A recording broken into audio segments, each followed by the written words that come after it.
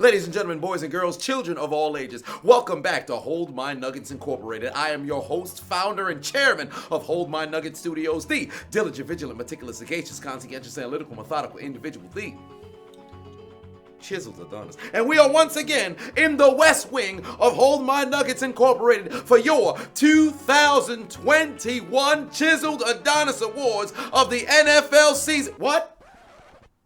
Nancy got in here again? How? Every year I've kicked this woman out from interrupting the awards. Listen, I've had enough of this. This is the end of you. I'm sending you to the afterlife. You had it coming. I don't give a damn if we gotta throw out the third story window. Make sure she don't come back in. If she try to step into the building again, they gonna need the Dragon Balls to put her body back together. Her husband's in the basement. Get the guillotine ready. Here's a word from our sponsor. I got some things I gotta take care of. Come here. Hey, what does your hygiene look like? It could be much better with Hawthorne. Hawthorne is a premium men's grooming brand that makes it quick and easy to be confidently your best with skincare and hair care made specifically for you. They're my answer when I want to look good, feel good, and smell good. First, you take their quiz. They ask you basic hygiene questions and what sort of products you enjoy using. It was extremely easy and only takes about 2.5 minutes to complete. At the end of the quiz, you'll receive customized products tailored to your body, skin, hair, and lifestyle. I got lotion, soap, hand wash, body wash. This deodorant smells so good, I thought it was ice cream. Hey, don't lick that. Put it on your armpits. That's right. Make your armpits smell great. Look how many different soaps Hawthorne has. All of the soaps. All of the soaps! Hawthorne stands by their customers, so if you're not completely satisfied, they'll retailer your products for free based on your feedback and pay for the shipping. So there's truly no risk. So what are you waiting for? Let's make sure that you're ready for anything or anyone that comes your way by taking Hawthorne's quiz today. Head over to hawthorne.co, use promo code Chiseled and save 10% on your very first order. That's HAWTHORNE.co. Use promo code Chiseled, you save 10% on your very first purchase. Let them know I sent you. Please forgive me. Please forgive me. Fuck you, bitch! Out the window! Throw her out the window! No, please. Throw out the window. Please, no. Fucking shut up, bitch. Kill her. I'm gonna throw you out the goddamn window. That bitch is dead. Finally! Great job, boys. Leave the body in the bathtub. Call up the Gambinos. They take care of it tonight. Take the rest of the day off. Ladies, I'll see you next week. Hey, Dawn, don't go too far. I'll see you when we get done dating. This thing rolling? Now, to kick off the 2021 NFL Chiseled Adonis Awards, there is no reason why we should start it the same way we did the last 2 years with the referee Bird Box Challenge. Oh no, we must start off with what has taken precedence and ran rampant throughout the commentators' booth over the entire NFL season. The most suspect moments on the microphone of the 2021 NFL season. I would even say there's nominees. Everybody is a winner, and the public are losers for listening to this hot garbage. What were they talking about? And here we go. Every time I stare at Aaron Donald, I just want to drool. That's how good that man is. Hey, what the fuck? Why are you gay? Why do the announcers just say the most suspect shit? And gets the first down, gets all the way outside to get out of bounds and stop the clock. Yo, what the fuck? You didn't say that. And gets the first down, gets all the way outside to get out of bounds and stop the clock. All the way outside to get out of bounds and stop the clock. Cock! Stop the clock. Cock! Cock. Cock! Cock. Tell me you did not just say that. It's been a while since he's seen a hole that big. He almost didn't know what to do. Man, what the fuck is you talking about? What the fuck was that? I'm sorry, man. Enough is enough. And it's gonna stop. Things are gonna have to change around here. No, I was too fat to get rib injuries. I had too much cushion there, Shannon, but thanks for asking. More cushion for the pushing, they say. They always say that about you, Mark. Mm-hmm. There's a first down for Alexander Madison. Hey, what the fuck? What are you, gay? Everybody loves dick around the leg. I beg your pardon? Everybody loves dick around the leg. Wait, did I just hear that correctly? Everybody loves dick around the leg. Yo, what the fuck? How hasn't there been a board meeting investigating why these commentators keep saying this suspect stuff in the booth? I'm all for having fun while on the job, but my God, the innuendo's getting ridiculous. A homo. And somebody's going to get that gobbler at the end of this game, too. You take me to him. Take me to the son of a bitch. Go, go, go, go, go, go. Go, go, go, go, go, go, go, go. Josh Bynes has been coming all night long, but then he pulls out, and it's just hard. Starts to come, and then he pulls out. He starts to come, and then he pulls out. He starts to come, and then he pulls out. He starts to come, and then he pulls out. Hey, what the fuck? Enough is enough. I've had it up to here. This bullshit is gonna stop. Diggs coming right behind him inside. Hey, what the fuck? He was all up in my stuff once. I told him, you better get that thing out of my ass or I'm going to shit on it.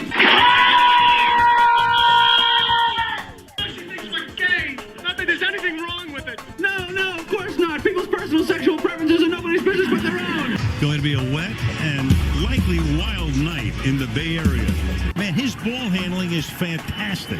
Hey, what the fuck? Was this an advertisement for Grindr? I thought we was watching football. The commentator's favorite moment of the game is when the quarterback takes the snap from the center repeatedly throughout the entire game. They don't give a damn about touchdowns. They don't care about stiff arms, hurdles, tackles, hit sticks, made field goals, drop touchdowns. Oh no, let's take a look at that center snap the football to the quarterback's hand.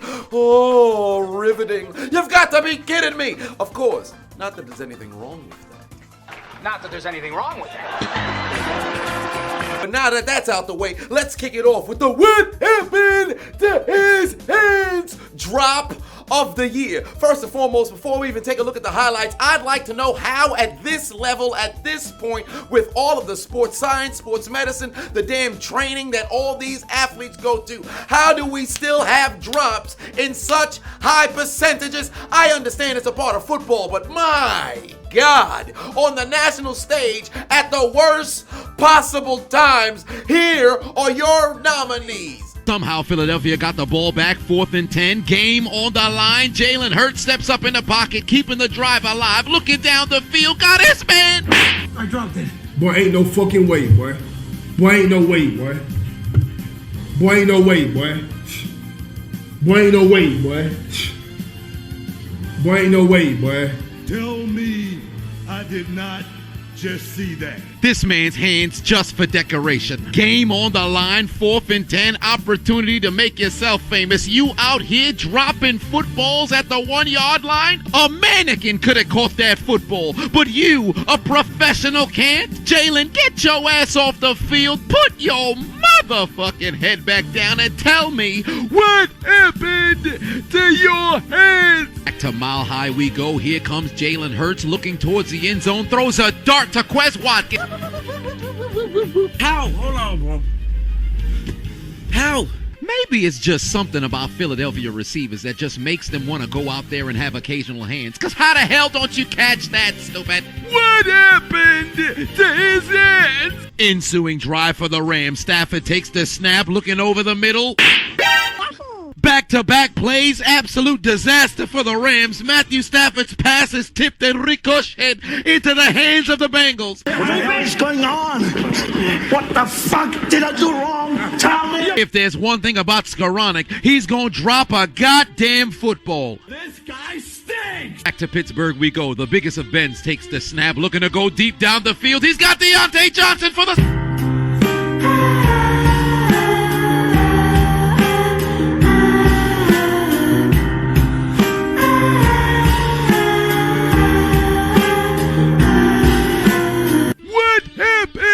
to his hands. Foxborough we go. Big Mac Jones looking towards his left. I dropped it. How the hell you drop this? While your hands Christmas ornaments? Are they just for decoration? Clean out that brother's locker. Take his cleats. Take his helmet away. And definitely burn his hands. He couldn't catch a train if he lived in a subway. What happened to his hands? Baltimore taking advantage of the gift of field position. Lamar looking towards the end zone. I dropped it. Hollywood Brown's hands are so goddamn inconsistent. From this point forth, you are the new Nelson Aguilar. We will call him Marquise Hollywood Occasional Hands Brown. What happened to his hands? Thank the Lord, the necrophilia finally stopped and Joe Burrow's got his main man. I dropped it. I guess not.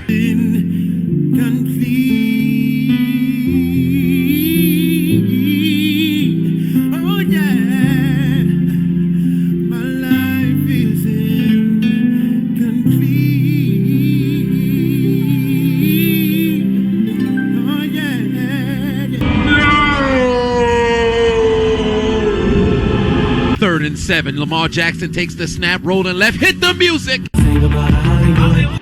I dropped it. Is a no good, lousy son of a bitch. How the hell did you drop that? You were all alone. I know your car insurance isn't sponsored by Allstate because you never are in good hands. What happened to his hand? Stafford takes the snap, going for it all. Got Skoranek for the touch. I dropped it. No good, lousy son of a bitch. That's exactly what he is. But he's a no good bastard for what he did, and he ought to burn in hell for it. It is the NFC Championship, and you wonder why you don't see more than 10 snaps a game. How the fuck don't you catch this wide open touchdown? Granted, the over-the-shoulder catch is one of the most difficult in the game, but my God, nobody's near you. Somebody get him the item finder or the dragon radar. Homie try to catch the football with one thumb. I want that son of a bitch dead. I want him dead. What happened to his hands? Wait a minute. You could have saw this video early and ad-free. All you got to do is click the link in my description or go to patreon.com/Chiseled Adonis and become a level 3, 4, 5, or 6 member. And you won't have to worry about ads, and you'll see this before everybody else. What are you waiting for? Let me tell you something right now. I really want to give this to Jalen Reagor. I really want to, because that man is an absolute bum. I'm not even an Eagles fan, but if you're an Eagles fan who bought a Jalen Reagor jersey, I need you to do something right now. Burn it. And make sure you're wearing the jersey while it's burning, because you too made the criminal mistake of wasting your money on that man's jersey. That man is a bona fide scrub. You thought Nelson Aguilar's hands were bad when he played with Philly. My God, does Jalen Reagor take the cake. This man can't even catch his own spit. He hands garbage. I'm not even going to use proper English, ebonics. He hands garbage. Man's is trash. But if I had to give this award to somebody, it's got to be the Skoranek of the Los Angeles Rams. This man is due for a dropped pass every single game he's on the field. Doesn't matter if it's first quarter, second quarter, third quarter, fourth quarter, overtime, practice. This man drops footballs everywhere. Somehow, in his highlights from high school and college, he had drops in the highlight tape. That's how bad this man's hands are. And you mean to tell me you drop a football in the NFC Championship wide open in front of the world? This is the biggest game of your life. Up until that point, of course, the home played in the Super Bowl. But this was your biggest game up until this particular point in your life, and you still dropped the football. To make matters worse, you had a drop pass that ended up leading to an interception in the Super Bowl too. How garbage and trash can you be? I better never see this man on a football field ever again. If I see you step on the field for the Los Angeles Rams or any team for that matter, I need somebody to give your noggin a flogging expeditiously. Fuck about Tough guy.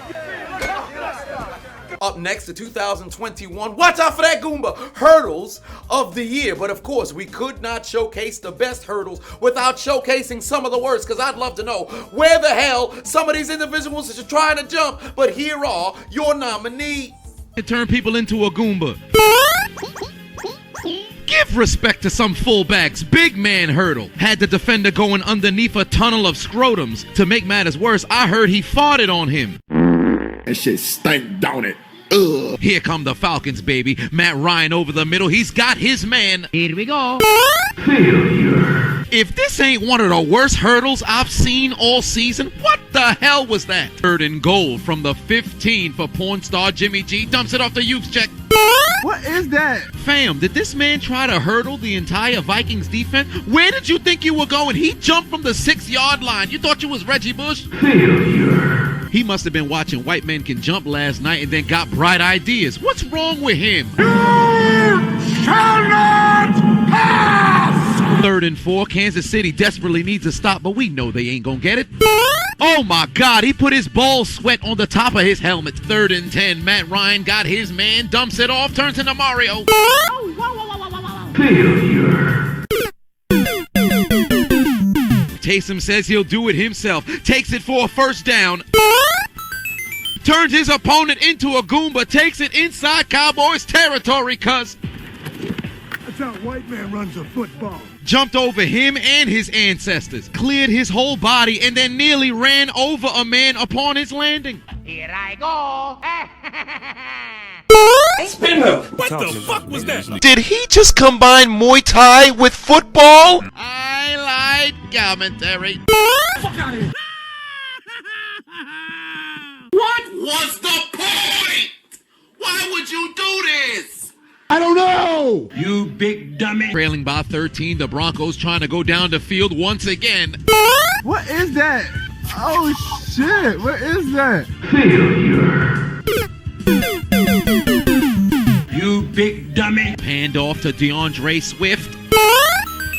Good Lord, he just cleared a man and stayed on his feet. Feel my ass air above your helmet, Sutton. Dante Foreman Gray. Where do you think you're going? My only weakness, my balls. How did you know? 2 plays later, time to unleash Mike Gesicki. Makes one Saint miss. Here I go.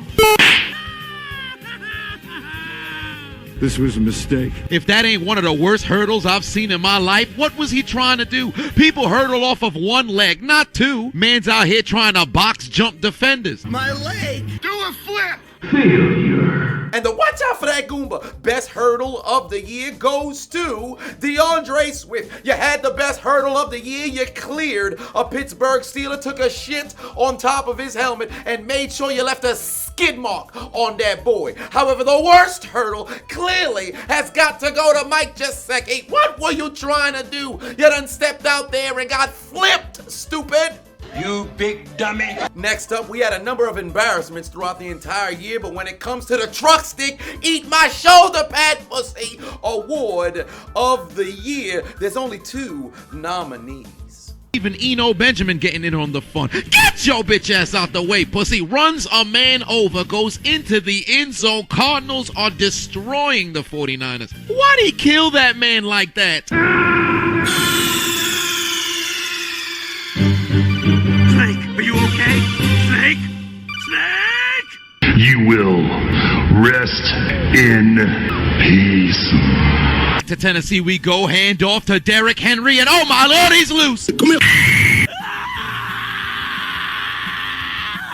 I don't care if Micah Hyde got ran over. This brother got some heart, because I'm telling you right now, 90% of the league would have saw Derrick Henry coming and moved the fuck out the way. Although he made the right decision on behalf of the team, I know his shoulder is screaming right now.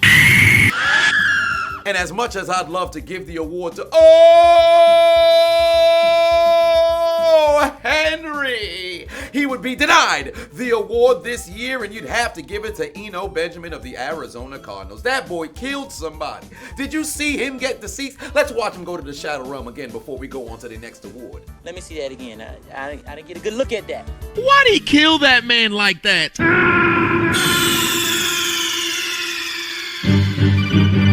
are you okay? Snake? Snake? That nigga is dead! D-U-D! Ooh, he gonna need a medic. Call an ambulance! Call an ambulance! But not for me. And now for a new award here in Hold My Nuggets Incorporated, live in Hold My Nuggets Studios, brand new to the 2021 NFL Chiseled Adonis Awards. The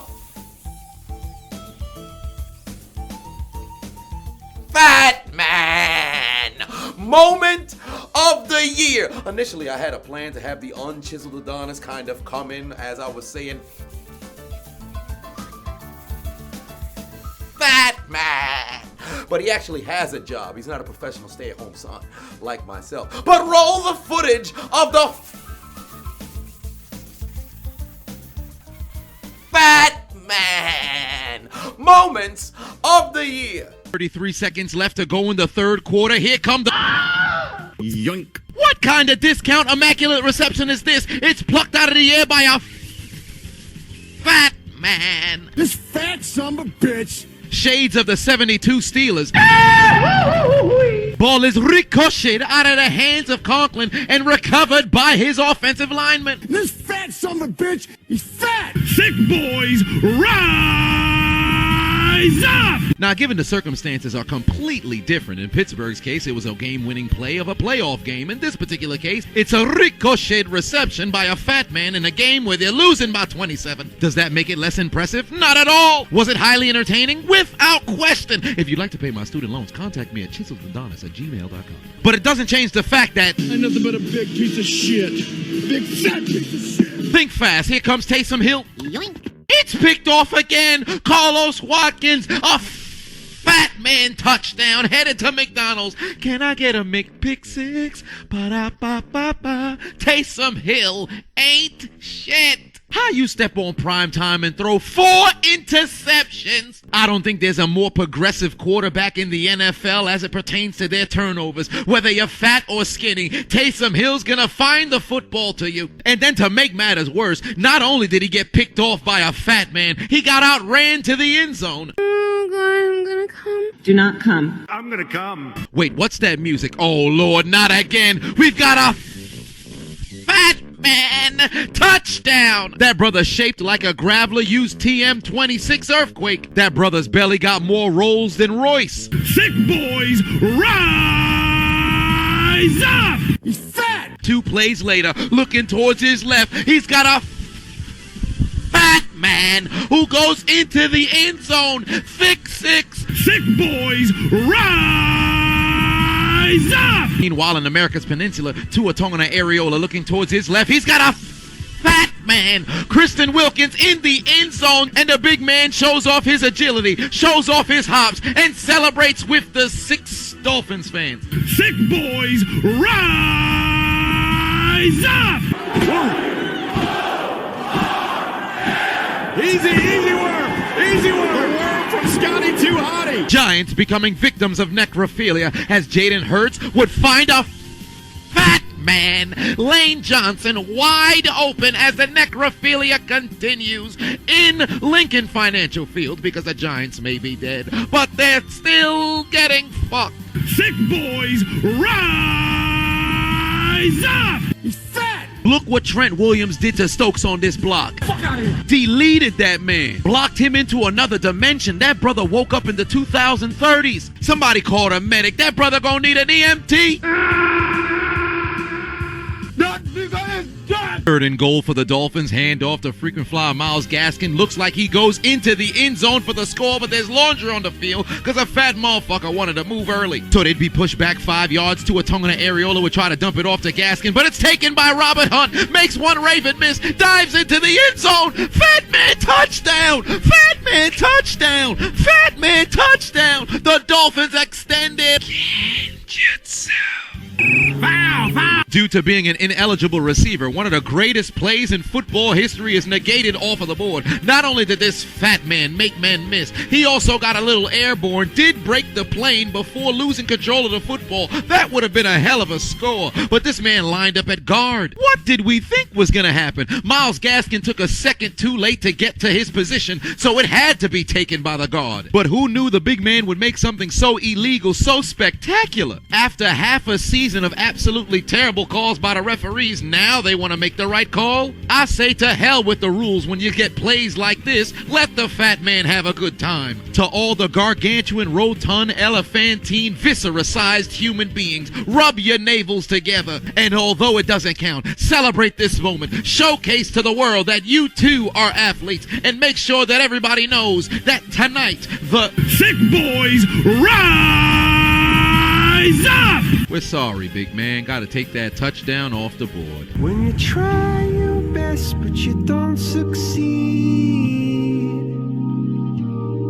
when you get what you want but not what you need. The Lions in the period-colored zone play action fake for Tim Boyle. He's got a fat man who goes into the end zone for the heavy man touchdown. Sick boys rise up! This fat son of a bitch, he's fat! Wait a minute, it's never too late for Washington. Maybe they can... Give me that. Did that fat man just take the football off of the offensive lineman's helmet? Sick boys rise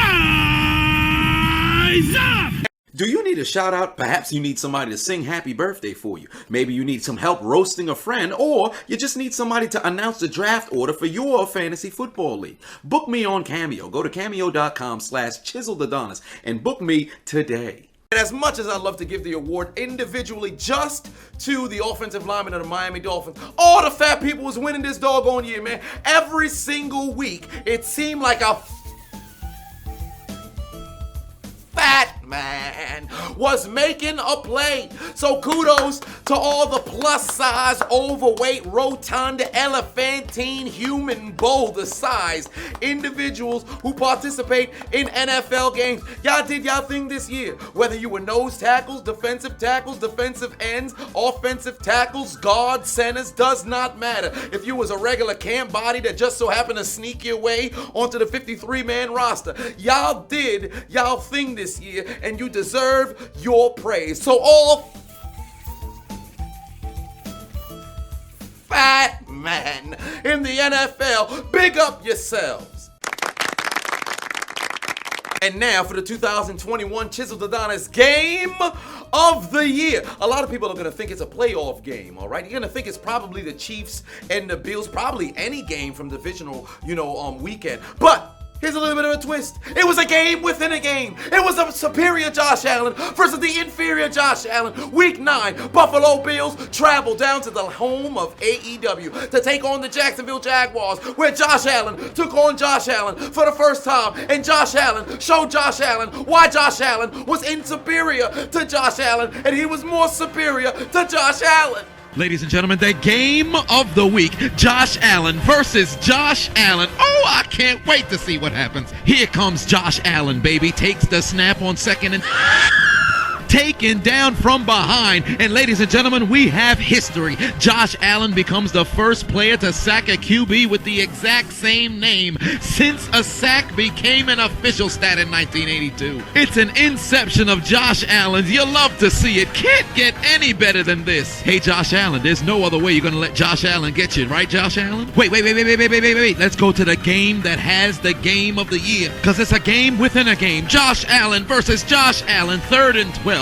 Josh Allen takes the snap under duress, lets the ball fly, got a man. He plays for the other team but shares the same name. Intercepted by Josh Allen. First time in NFL history that a player with the same name intercepts the other player with the same name. Josh Allen showcases he's the more superior Josh Allen. Get off the field, Josh Allen. Real Josh Allen gets to celebrate on the field. Josh Allen's intercepted Josh Allen and sacked Josh Allen. It can't get any better than this for Josh Allen, right, Josh Allen? But don't you dare move those cameras away from the state of Florida. The Josh Allen versus Josh Allen battle is coming to a climax. Josh Allen takes the snap on 3rd and 2, tries to pick up a first down himself, but he's got butterfingers. Fumbles on the play. Johnny on the spot is who? Josh Allen, making history. This is the trifecta. Not only did Josh Allen sack Josh Allen, not only did Josh Allen intercept Josh Allen, but Josh Allen got a fumble recovery off Josh Allen, and he nearly forced a fumble on Josh Allen later. My God, fuck Josh Allen. Josh Allen is better than Josh Allen. Don't ever talk about Josh Allen without talking about what happened to Josh Allen when he fought against Josh Allen on the football field. All hail Josh Allen. And look at Josh Allen sitting there looking like a bitch. Sit your ass down, Josh Allen. You ain't got nothing on Josh Allen, Josh Allen. But back to America's Peninsula we go. Josh Allen versus Josh Allen has reached the end of the game. 1:11 left in the game, 4th and 16. Josh Allen takes the snap, rolling towards his right. Josh Allen in pursuit. Josh Allen's pass sails incomplete. This game is over. Josh Allen showcases he's more superior than the other Josh Allen, and the Jacksonville Jaguars defeat the Buffalo Bills. Would the real Josh Allen please stand up? Would the fake Josh Allen sit his bitch ass down? You lose. Look at Josh Allen making a name for himself against Josh Allen. What you got, Josh Allen? You can't stand up to the strength of Josh Allen. Don't you love to see what Josh Allen brings to the table? Josh Allen is such a doggone star. The other Josh Allen, you showed up a little bit, but you couldn't get the job down. But later on in the season, Josh Allen showed that he is indeed superior Josh Allen. But can he be that superior against Josh Allen when he's the inferior Josh Allen taking on Josh Allen who's superior? There's so many Josh Allens. I don't know what's going on. All I know is the end game of the year was Josh Allen versus Josh Allen. Congratulations! And now let's take a little bit of a detour from the awards and acknowledge some of the most random clips in this year's 2021 NFL commentary. This is what truly makes these videos so goddamn entertaining. Meanwhile, on the Fox network. Hey, who mans is this? Oh, mans is this? Whose mans is this? I need to know. I really need to know. Look at Vita Vea on the right side of the screen. Snorlax, use headbutt.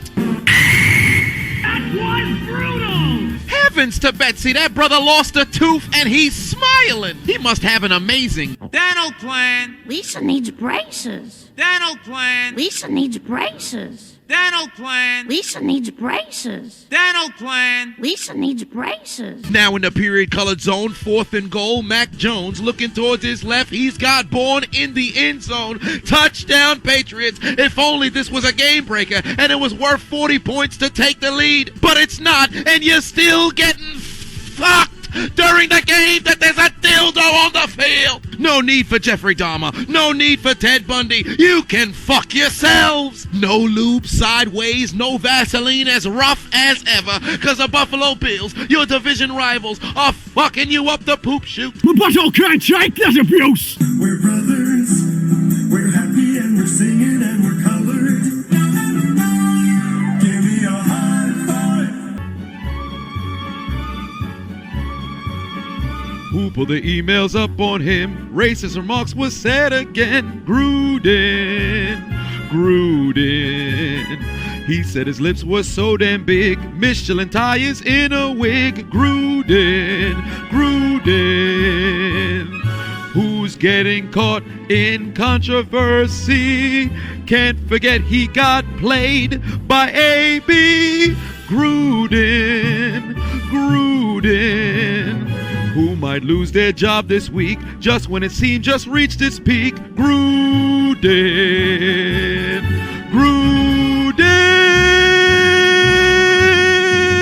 You're getting fired. Fuck! But before Cincinnati could even run a play, some nincompoop has already taken the field. Who is this rapscallion hooligan running around with Kanye West's latest fashion? The cheapest ticket in the house for Super Bowl 56 was damn near $8,000. You mean to tell me you blew a bag to run on the goddamn field holding what appears to look like half of a trash bag? People this stupid shouldn't be allowed to live. And to make matters worse, he took one security guard's ankles. Where's James Harrison when you need him? Take this hooligan to Suplex City. Where's that inactive Cincinnati player? Maybe he can run on the field and take care of this hooligan and get back in good graces with the team. He lucky I wasn't playing in the Super Bowl, because I guarantee you that would have been the last time a fan ever take the field when I'm around, because I'm going to hit him with the... Enough of this shit. Now die.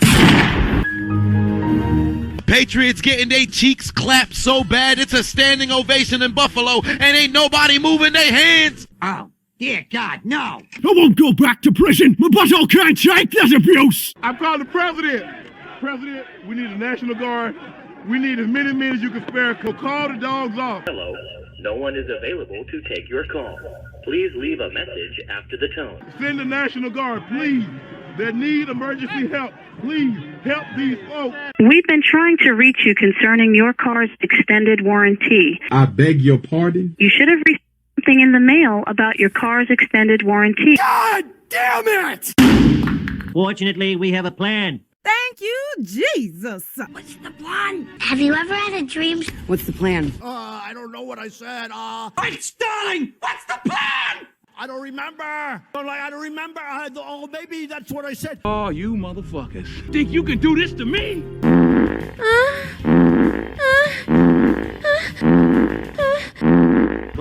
PM28 digs.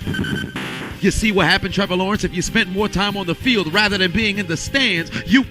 How did he make it to the stands? I don't know! Mario, where is Princess Peach? We cannot find her. She go to the bathroom, don't come at the back. I don't know, Luigi. But Mario, you don't find it a little suspicious? She always smell like Bowser cum. But Luigi, how would you know how Bowser cum smell like? Because it's on your fingers. Now trailing by 5 with 2 left to play. Buffalo's gotta go for it with their season on the line. What the hell's going on? There's a fan being strangled on the field. Where the fuck did he come from? I don't know. It's my turn. You want another one? Yeah, come here. Somebody tell the police. Kill him. Damn jackass thought it'd be a good time to rush onto the field at a crucial moment in the game. Give me what I want. My shoe. Fuck you, bitch. Get the fuck out of here. And look at you now, leaving the field, shoeless. What I love about this sequence right here, look at the referee as Dawkins took his shoe. Referee turned his head so Mans could launch his shoe to fuck off the field. Diggs coming right behind him inside. Hey, what the fuck? He was all up in my stuff once. I told him, you better get that thing out of my ass or I'm going to shit on it. She thinks we're gay. Not that there's anything wrong with it. No, of course not. People's personal sexual preferences are nobody's business but their own. Pardon my interruption. If you ever wanted to get your hands on some merch like this. Wow. Give me what I want.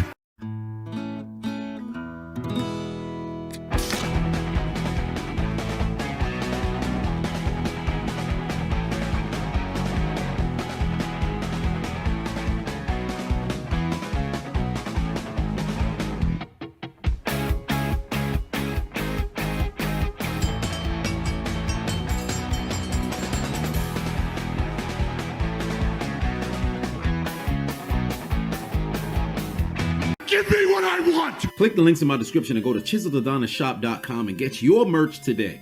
Just do it! Look at the Texans fans losing their minds. Wow. I can't believe they scored. Wow. We do not care. Jamal Adams, I'm the best in the nation. Man, what the fuck is you talking about? What the fuck was that? I'm sorry, Jamal Adams, I'm the best in the nation. That's the dumbest thing I've ever heard in my life. Jamal Adams, I'm the best in the nation. Wait a minute. Who are you? Snap was into the gut of Stafford, who airs it out for Jackson. There he is. Henry in that hole. Woo! Boy! Tell Henry keep running high. Tell him keep running high. He gonna keep saying 3-3. Hit him right in the chin. Let's play ball.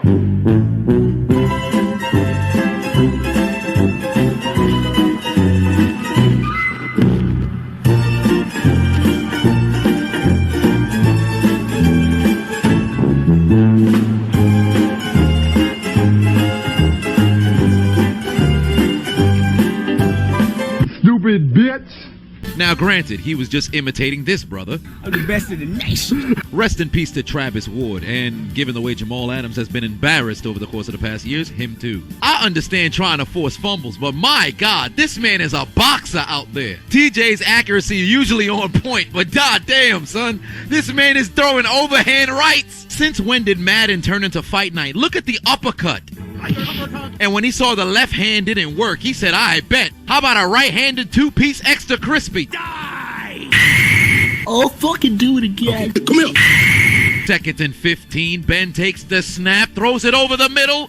I know that ain't who I think it is. Jamal Adams, I'm the best in the nation. What you just said is one of the most insanely idiotic things I have ever heard. At no point in your rambling, incoherent response were you even close to anything that could be considered a rational thought. Everyone in this room is now dumber for having listened to it. I award you no points, and may God have mercy on your soul. You mean to tell me your ball hawking ability is so terrible that you didn't even see the football coming straight into your face? Big Ben literally teabagged you from afar. Game on the line, and you got hit in the face mask with the football. Get your ass off the field, man. But they are who we thought they were. Trash. Welcome. Punch.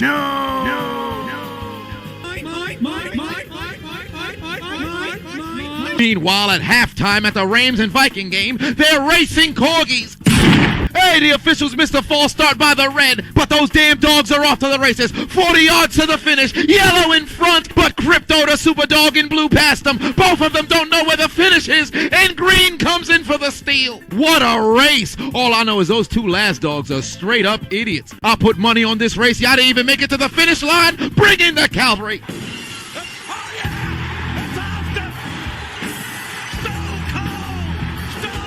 And I'm coming to get you. Damn you! You traitor! Friendly fire! Hi, football aside, sorry, but I'm doing a story about New Year's resolutions, and I was just wondering if you had any you wanted to share with your fans and our readers. Yeah, no, not right now. Okay, thanks. Man, what the fuck is you talking about? What the fuck was that? I'm sorry, Stupid bitch! Stupid bitch! I ain't gonna give myself too much credit. I would not be able to compile all of these random clips on my own. So big shout out to everybody on Twitter who sends me these clips. Once they happen, they have their own home recording. Some other people do screen recordings on their own. But I'd have to give the biggest shout out to Highlight Heaven, because if it wasn't for Alex, I probably would miss a whole lot of these clips.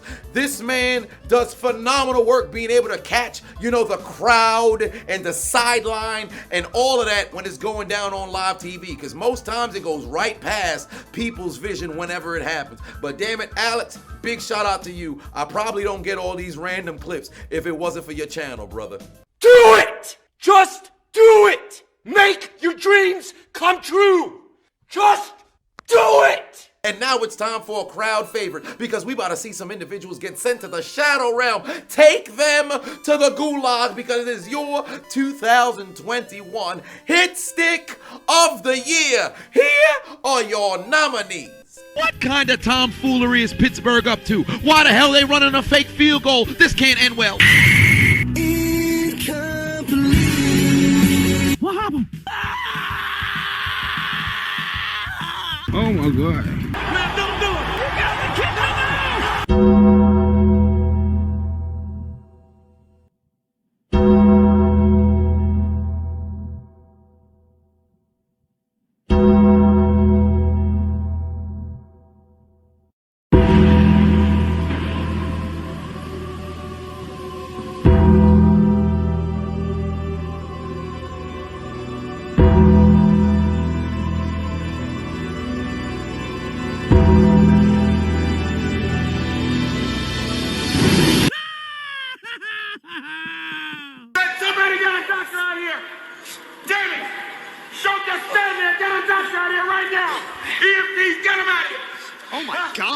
Get this man to a hospital, now! This is where you will die.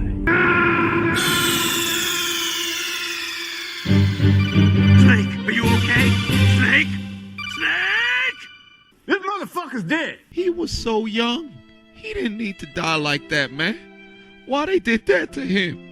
He had a family, man. Come on, man. 4th and 2, and Dallas is going for it. Dak over the middle's got Dalton Schultz to... Right, shake, jackass!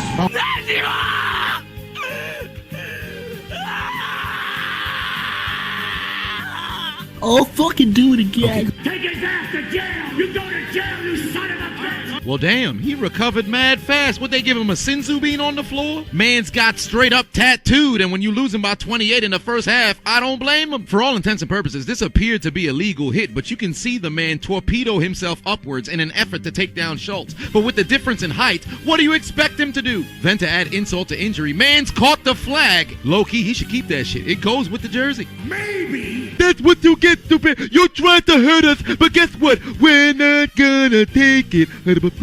We're not gonna take it. We're not gonna take it anymore. Heineke takes the snap, empty formation. Looking down the field, got a man.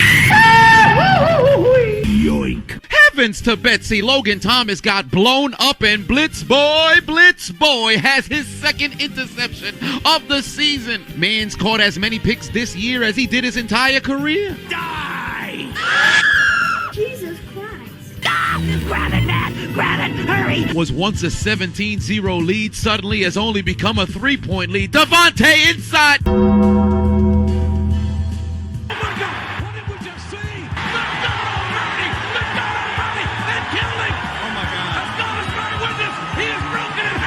Oh my God, help him. Heavens to Betsy, Adams took a shot right on the 34-yard line and he appears to be down for the count. But by some miracle or act of God, merely 2 plays after it appeared that he left the game with a severe concussion, this man was back on the field like they gave him a Sinzu bean when he entered the tent. I'm different. 2nd and 10, somebody need to fight Tannehill in the locker room.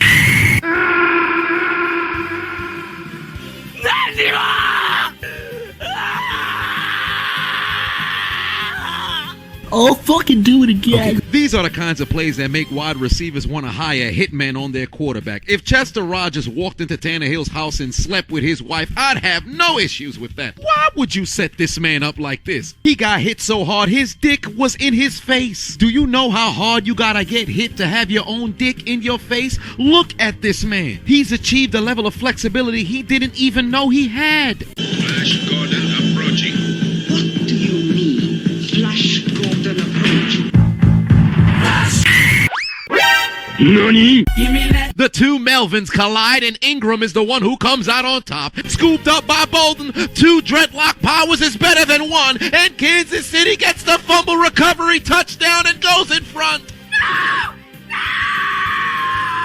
You son of a bitch! You realize what you just done? I'm here to tell you right now, we don't care. Let me tell you, we don't care. That's right. Cry. I'm gonna come. It's free real estate. Let's go, Sam. Show the world that that's how the white man runs the... It's the real deal. Help me. Help me. God damn. Man's just got fucked up. Oh, my Lord. Why all the Carolina Panthers getting fucked up this game? Now the 49ers have an opportunity to take advantage. Snake,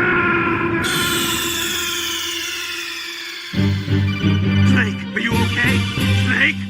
Snake! He's dead. I think he's dead. Somebody get a doctor out here! Don't just stand there! Get a doctor out here right now! EMTs, get him out here! Oh my God! That nigga is dead! Good Lord, Deebo Samuel got absolutely destroyed. He been bullying defenses all year long, and it was today that somebody finally hit back. Legend has it his body may be laying in SoFi Stadium, but his soul landed all the way back in San Francisco. The Rams have had enough of being taken advantage of by number 19. Payback's a bitch. Here comes the Carolina Panthers. Play action fake. Darnold looking down the field. Got Robbie Anderson. Oh my God. Oh my God. He on X Games mode.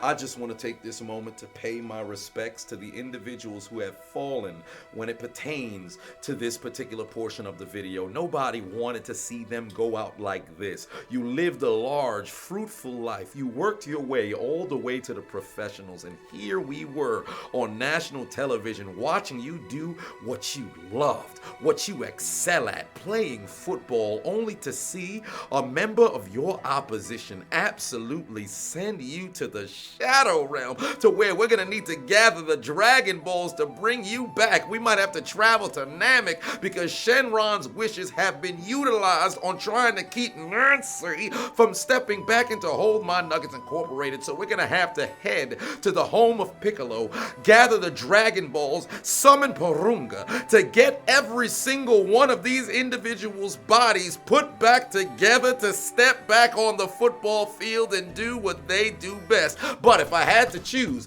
an individual who would, be given the award for Hit Stick of the Year, by far, I really wanted to give it to Chris Boswell. But Robbie Anderson, ain't nobody got fucked up like you did. Deebo Samuel may have got laid out, but god damn it, Robbie Anderson and the Carolina Panthers, hell, you could even throw in Sam Darnold in there. Matter of fact, I'm gonna give the whole award to the Carolina Panthers. Why every single one of the members of your team getting absolutely laid out on a week-by-week basis? It don't make no sense. What's up with that? Do y'all enjoy being in the gulag? Do you like being in the shadow realm? Are you guys masochists? Do you like to be flogged by your significant others? Why must you continue to subject your players to getting laid the fuck out? Accept your prize, of course, in the ICU, because I don't know if we've seen Robbie Anderson since. Yo, asshole! This motherfucker's dead. And now for a Lifetime Achievement Award, or I should say Recent History Award, the Clown of the Year. And there's only one candidate, the Clown, Antonio Brown. Brady trying to lead his team back to What's going on the side? Why is Antonio Brown taking his clothes off? It appears Mike Evans is begging and pleading for Antonio Brown to keep his pads on, but it seems the man is adamant in attempting to take off his pads. What is he doing? Boy, I gotta take a shit. Maybe he just gotta use the bathroom.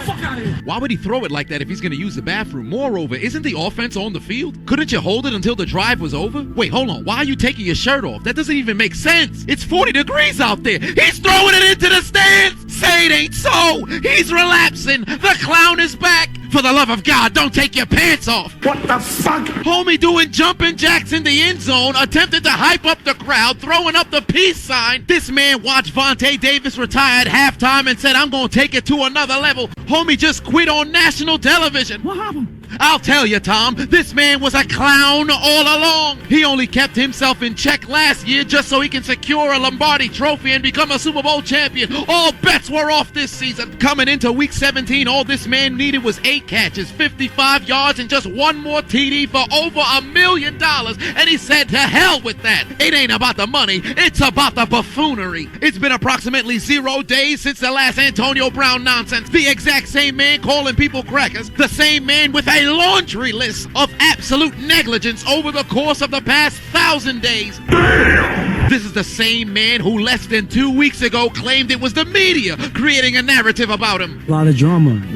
you guys create, a lot of drama that people create who want stuff from you, you know, but that's just a part of life, you know, it's a part of being in the position, you know what I mean? I can't control what people want from me, I can't control what people write about me, I can't control what people say about me. All I could do is get up every day, be the best person I could be, and when I get a chance to do my job the best way I could do it, and that's where we at today. Fucking bullshit! They are who we thought they were, and we let them off the hook. Despite a ruptured Achilles, Bruce Arians stands on the sideline to coach his team, but Antonio Brown throws a hissy fit and quits in the middle of the game. You just gonna rage quit mere days after John Madden passes? Stupid bitch. Might as well have thrown him some pom-poms and a cheerleader outfit so he can jazz hands his way off the field. Matter of fact, how about a fake vaccination card since you want to go and commit felonies? Matter of fact, I heard he's standing outside of MetLife Stadium holding up signs begging for a ride. Don't believe me? There go that motherfucker right there. Go viral out here is nothing short but viral. Hey, Bizzle, talk to him, Cheech. Come on, baby. Man, listen, this is gonna make my neck. You know what time it is. I don't think y'all heard what he said. Not only did he quit on his team in an act of selfishness, listen to what he said. Hey, Bizzle, talk to him, Cheech. Come on, baby. Man, listen, this is gonna make my neck. You know what time it is.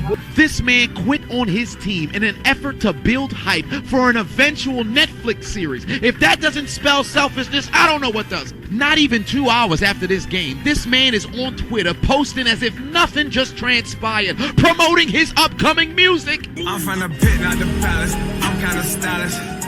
Lifestyle lavish. Jump in the coupe with no mileage. Run it, style it.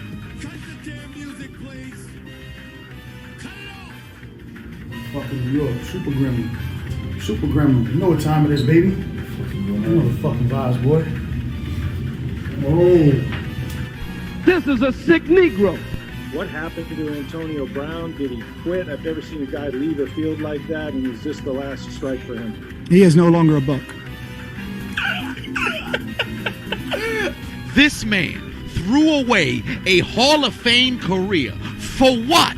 Tom Brady begged Bruce Arians to take a chance on this man last year, worked out in getting him a Super Bowl, actually changed the image of AB, but then he forges a fake vaccination card, which is a felony, somehow doesn't find himself prosecuted, gets another opportunity to return back to the field after just a 3-game suspension, and what does he do? Revert back to the clown activity that we knew this man was all along. This is the last you will ever see of Antonio Brown on an NFL field. This man had a 6-year stretch, only rivaled by Jerry Rice, and he threw away a first-ballot Hall of Fame career because this man wants to do tomfoolery. Zero accountability whatsoever. Now, don't get me wrong. If there are indeed mental issues prevalent, then this brother needs to get help as soon as possible. But at one point, you gotta say enough is enough. This is a 30-plus-year-old father of 5, whom is also a repeat offender as it pertains to tomfoolery. You cannot enable this behavior. Brother found his finest pen, opened up the death note, and wrote his own name in it. Because from this point forth, when you think about Antonio Brown, you're not gonna think about the best receiver of the 2010s. The only thing you're gonna remember is this man's clown activity. Throw up the deuces, jog off the field, because it's gonna be the last field you'll ever be on. Cause your career, your legacy has been absolutely deleted.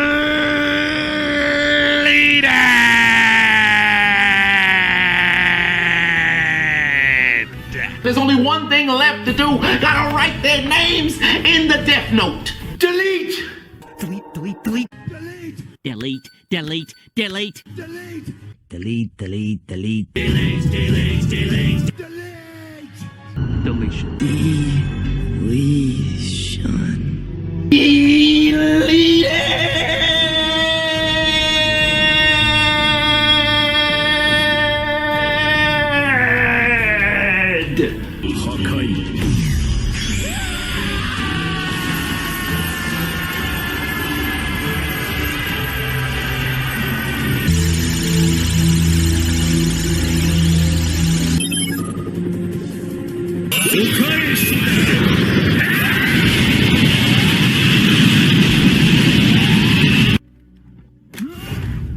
You will rest in peace. Since you want to be a f***ing clown, I thought I should let you know the circus is 9 miles in the opposite direction. Enough, enough, enough, enough. It's the ego. I don't have an ego because, like, bro, I'm just trying to win. Enough, enough, enough, enough. I'm from the pit, not the palace. I'm kind of... Enough, enough, enough, enough. How's business? How's business? Booming. Enough from the clown. Was there ever a surprise of who would be walking away with this award? This man has been operating on clown activity for the last 5 years, or I should say 4 years, whatever the case may be. I don't understand what's going on in this man's noggin, but he has lost his goddamn mind. After this entire incident, he's going on podcast after podcast, contradicting stories, talking about it was my ankle that made me not want to play. Then it was they weren't paying me, so I did not want to play. Now he's talking about I'd love to come back to the NFL, but the team that signs me is gonna have to pay for my surgery. What do you want? What do you want? I'm from the pit, not the palace. I'm kind of stylish. Lifestyle. Shut your dumb ass up! If that ain't the worst catchy tune I ever heard in my life, I may or may not have listened to it while I'm in the gym, pumping the iron and clanging and banging. But we ain't talking about that right now. You had a motherfucking first ballot Hall of Fame career flushed down the toilet because of your actions. T.O. should have been a first ballot Hall of Fame, and they made this man wait 3 years. I say 3 because he got denied the 2 and then finally got in the 3rd year. He's the first Hall of Famer in history to not even give his Hall of Fame speech in Canton. He did it at his college in Chattanooga. AB might never get into the doggone Hall of Fame because of these off-the-field antics. And it's fucked up that it's gonna happen, but it's a possibility that it may transpire. Why would you do this? Why do you continue to be a clown? I don't understand. He ran his mouth about how Tom Brady had his back. All of a sudden, you get cut from the Tampa Bay Buccaneers. Now all of a sudden, Brady wasn't your man's. I don't understand this man. Why are you the way that you are? Antonio Brown, too, needs to have his noggin given a flogging. You are the 2021 Clown of the Year, you big dummy.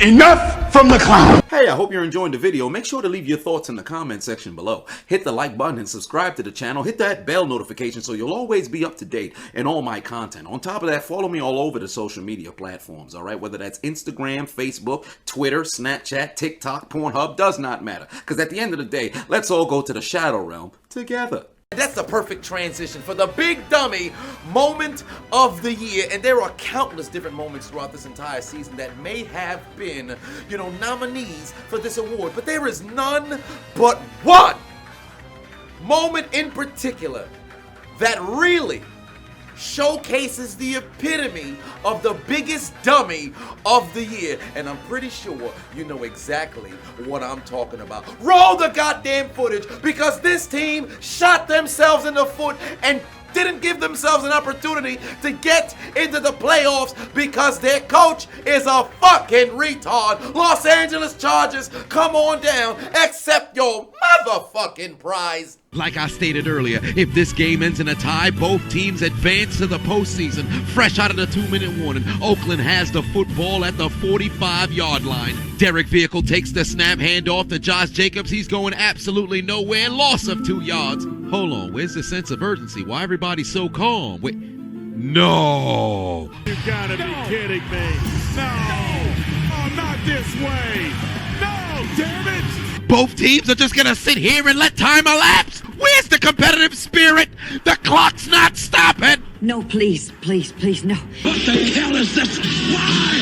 Tell me why! They're both just letting time run. Hand off to Josh Jacobs. He's gonna pick up 7, get across the 40, but the Chargers have no plans to stop the clock. The Raiders have no plans to stop the clock, and the Steelers are about to get screwed out of a playoff berth. The fans in the stands want a tie. Damn near the entire country wants a tie. The Chargers sideline wants a tie. It's all over. It's 2013 all over again. Pittsburgh checked off every box to qualify for the postseason, but couldn't depend on the AFC West. Now go Chargers, go.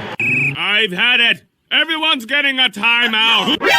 Nani? Oh my God, the Chargers called a timeout. I've never wanted a tie so bad. I can't believe it. The Chargers called a timeout. With their playoff berth all but sealed, all they had to do was just sit on their hands, let the Raiders run the clock out, and they would have punched the ticket to the postseason. But they called a timeout, stopped the clock, and gave the Raiders an opportunity to regroup with 3rd and 4 with 38 seconds left to play. And now, no Chargers. No. 3rd and 4, Pittsburgh's playoff hopes in their hands. Hand off to Double J. Josh Jacobs carries it for the first down across the 30, puts the Raiders in field goal range. I have absolutely no clue what the hell the Chargers had in mind calling a timeout, but they may have just fucked themselves out of the postseason. Wait a minute, why Derek Carr grinning for? What kind of scheme is this? He's not gonna call timeout. They're gonna tie the game. Oh, thank God.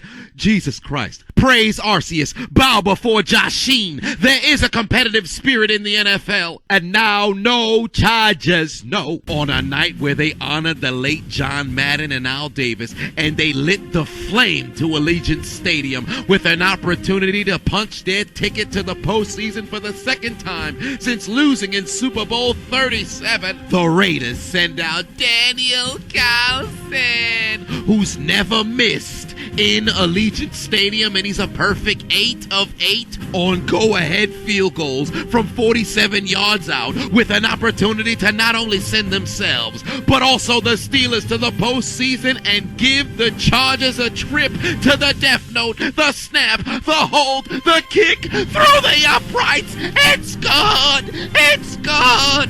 It's good! The Raiders return to the playoffs for the first time since 2015. And look at the Chargers taking the field, looking like some bitches. And now no charges, no. And now no charges, no. And now no charges, no. And now no charges, no. And now no charges, no. Don't it make you sad now?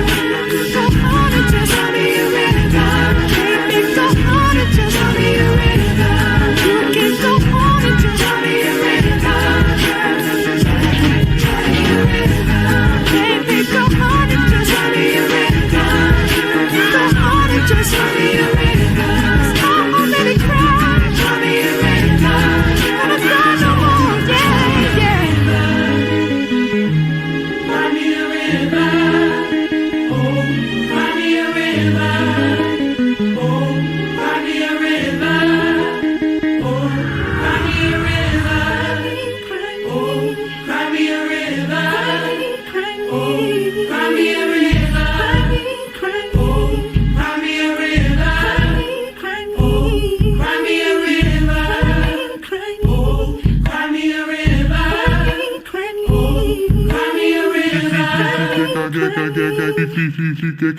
Brandon Staley! You call a timeout when you had your playoff dreams pretty much solidified, despite the fact your defense may have not been set up, but one way or another, you rolled the dice with the opportunity to get the stop without stopping the clock, you goddamn idiot. You single-handedly cost your team and your city a trip back to the postseason because you tried to outsmart your opponent, you goddamn bum. All you've done all season is make questionable calls.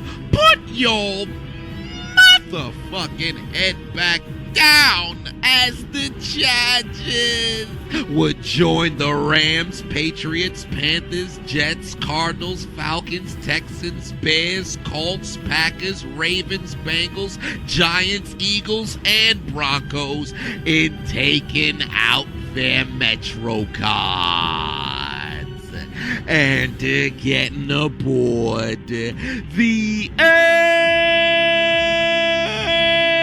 train. But for the Colts, Ravens, Saints, and Chargers, you go somewhere different. You've arrived at Elimination Station. For your failures of having an adequate regular season, your failures of capitalizing on an additional week to qualify for the postseason, consider your names written down the death note because your dreams of competing in the playoffs, your dreams of contending for the Lombardi Trophy, your dreams of appearing in Super Bowl 56 has been absolutely deleted.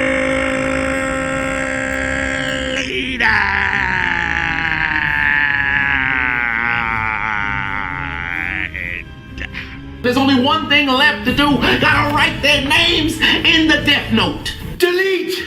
Delete, delete, delete. Delete, delete, delete. Delete. Delete, delete, delete. Delete, delete, delete. Deletion. Deletion. Deleted.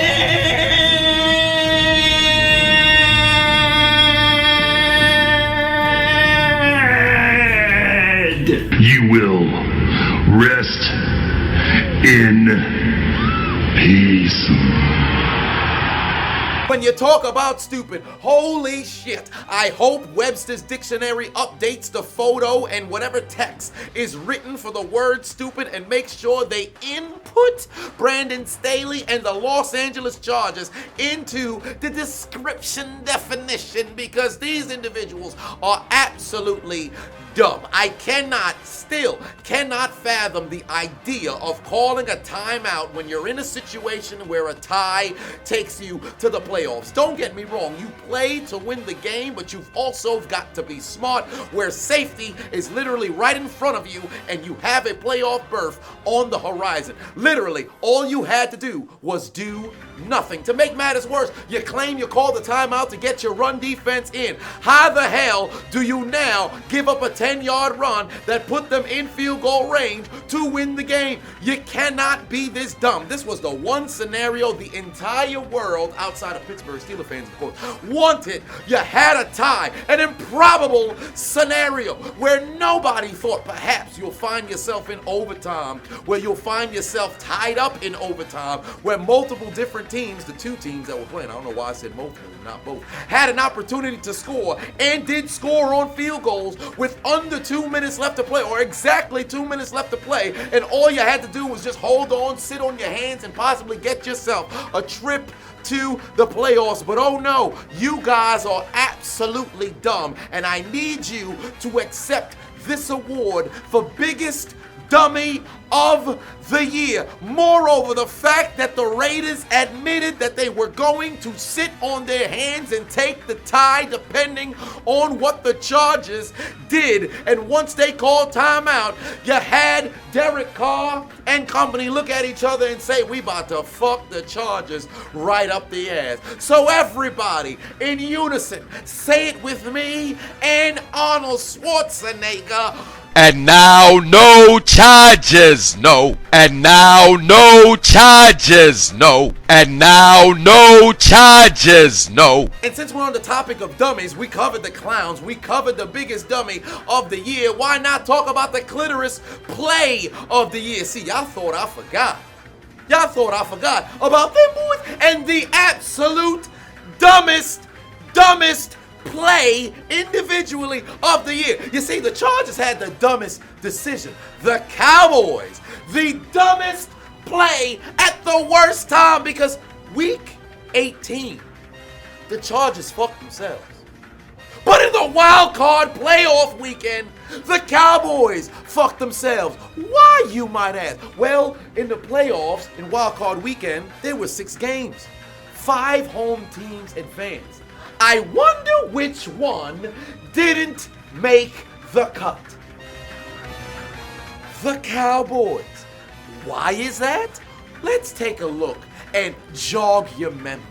Dallas would get the football back with 30 seconds left to play, having to go 75 yards and score to try to win the game. CD Lamb on the hook and ladder takes it across 40. And on the very next play, Dak would dump it off to Tony Chopper Pollard. He takes it to midfield. Dallas building momentum. Dak looking towards his left, got Dr. Dalton. David Schultz takes it to the 40, gain of 10, and gets out of bounds. Very next play, Dak calls his own number, runs a QB draw, picks up 15, but they got no timeouts left. They got a spike the football. The lineman gets set. The referee gets blocked by the offensive line. Dak takes the snap, but there's no time remaining. In a game where Dallas fucked themselves with penalties galore, the final stroke would be given by the clock. Get your bitch ass out the way, nigga. The rules state the referee has to touch the football in order for the offensive lineman to snap. Dallas created a wall to prevent the referee from getting there in time, and they have fucked themselves out of a final play in this game. Look at the referee hustling to get back to the ball. The real question here is, if Dak's gonna run a QB draw with no timeouts remaining, knowing that San Francisco's leaving the middle of the field open, why would you run for 15 yards instead of stopping at 7, you nincompoop? Hell, let's say he even stops at the 30. There's still 10 seconds left on the clock here. The smart thing to do is go a short distance and give yourself enough time to be able to spike the football. But evidently football IQ has never been on the marquee for Dak Prescott. And with the game now over, Dak Prescott is 1-3 in playoff appearances, and Dallas loses again as the 49ers come to town. And for the first time in franchise history, the Niners win in Dallas. And let's take one look at the Cowboys faithful.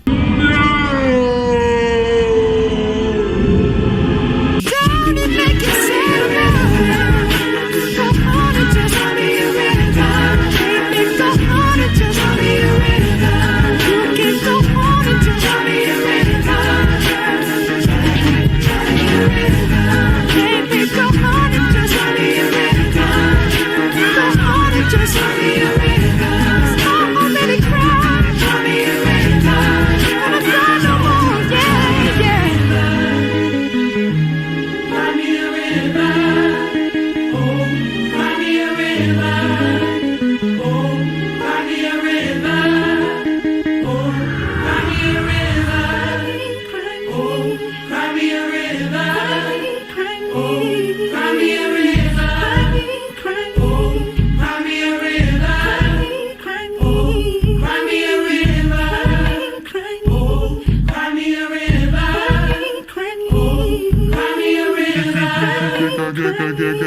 For the Dallas Cowboys, the San Francisco 49ers would scream into your ears to take out your Metro cards and to get aboard the L train. But your ride would be short-lived because you've arrived at Elimination Station and you go somewhere different for your failures of capitalizing on one of the best offensive seasons in the NFL, your failures of advancing past the wild card round, your failures of winning a playoff game. Consider your names written down the death note because your dreams of competing for your 6th Super Bowl trophy, your dreams of advancing to the NFC Championship for the first time in over 25 years, your dreams of competing in Super Bowl 56 has been absolutely deleted.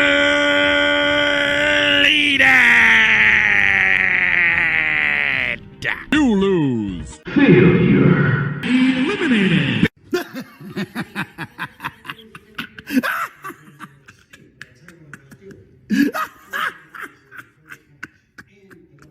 How about them Cowboys? Talk about stupid, talk about dumb, talk about retarded.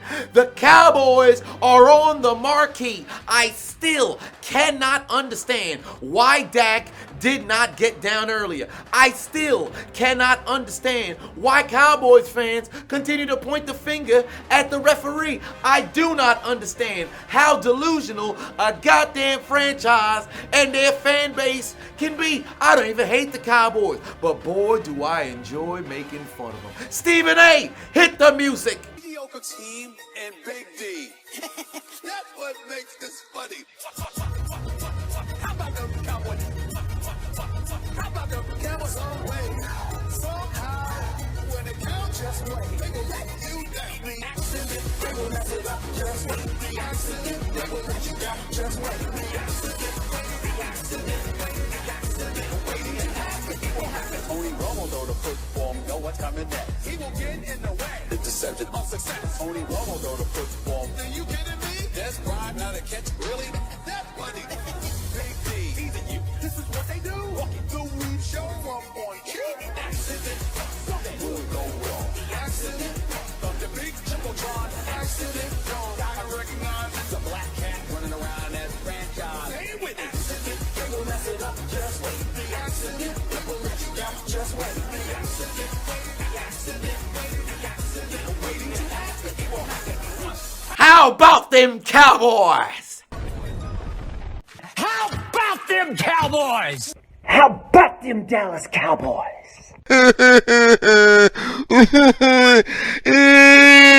Why you have to make fun of us, man? It's not our fault that we suck. Next up, let's move on to the award that kicked off the last 2 years of the Chiseled Adonis Award. This time, it's somewhere in the middle of the pack, the referee bird box moments of the year. We can't even give out an award for the most egregious call because these are some of the worst calls I've ever seen in my life, but by far, some of the worst calls, if not the worst calls we've seen this entire season. Let me tell you something before we even get into the highlights. The referees have got to have their feet held to the fire. You can't make these kinds of calls and go without penalty. I'd like to see massive amounts of fines. I would like to see people's jobs in jeopardy. I would like to see, the officiating office held accountable. Hell, sometimes I'd like to see maybe reverses of the decision in the middle of the game. Don't get me wrong. All right, I understand in real time it can be a bit hard to judge what is happening on the field, but there is no reason why we as an audience should sit here, watch on the television as New York has to give their opinion about what's happening on the field and question our goddamn intellect. I do not like the fact that you got New York on the phone immediately for the commentators, and New York is able to communicate with the referees when there's a challenge, but New York Pittsburgh doesn't talk to these doggone referees when they clearly make a goddamn blown call. It is absolutely ludicrous, and this is some of the absolute garbage that we had happen throughout the season. Crosby from 31 yards out. Oh shit, the field goal's blocked, scooped up by Minka Fitzpatrick. Not a single Green Bay Packer's gonna catch him. He's going 80 yards into the end zone for the Pittsburgh Steelers. Offsides on the defense. I cannot believe it. This is bullshit. Can somebody explain to me how the hell this is offsides when Joe Hayden moved once the ball was snapped? What a load of malarkey. If this isn't robbery, it's the epitome of injustice. If that's offsides, Hillary Clinton is a Jamaican woman. They say football is a game of inches. Well, it appears that the refs just gave the Pittsburgh Steelers a Mandingo Warrior-sized penis because they absolutely fucked the Steelers out of a field goal block touchdown. Frustrated isn't the goddamn word for it.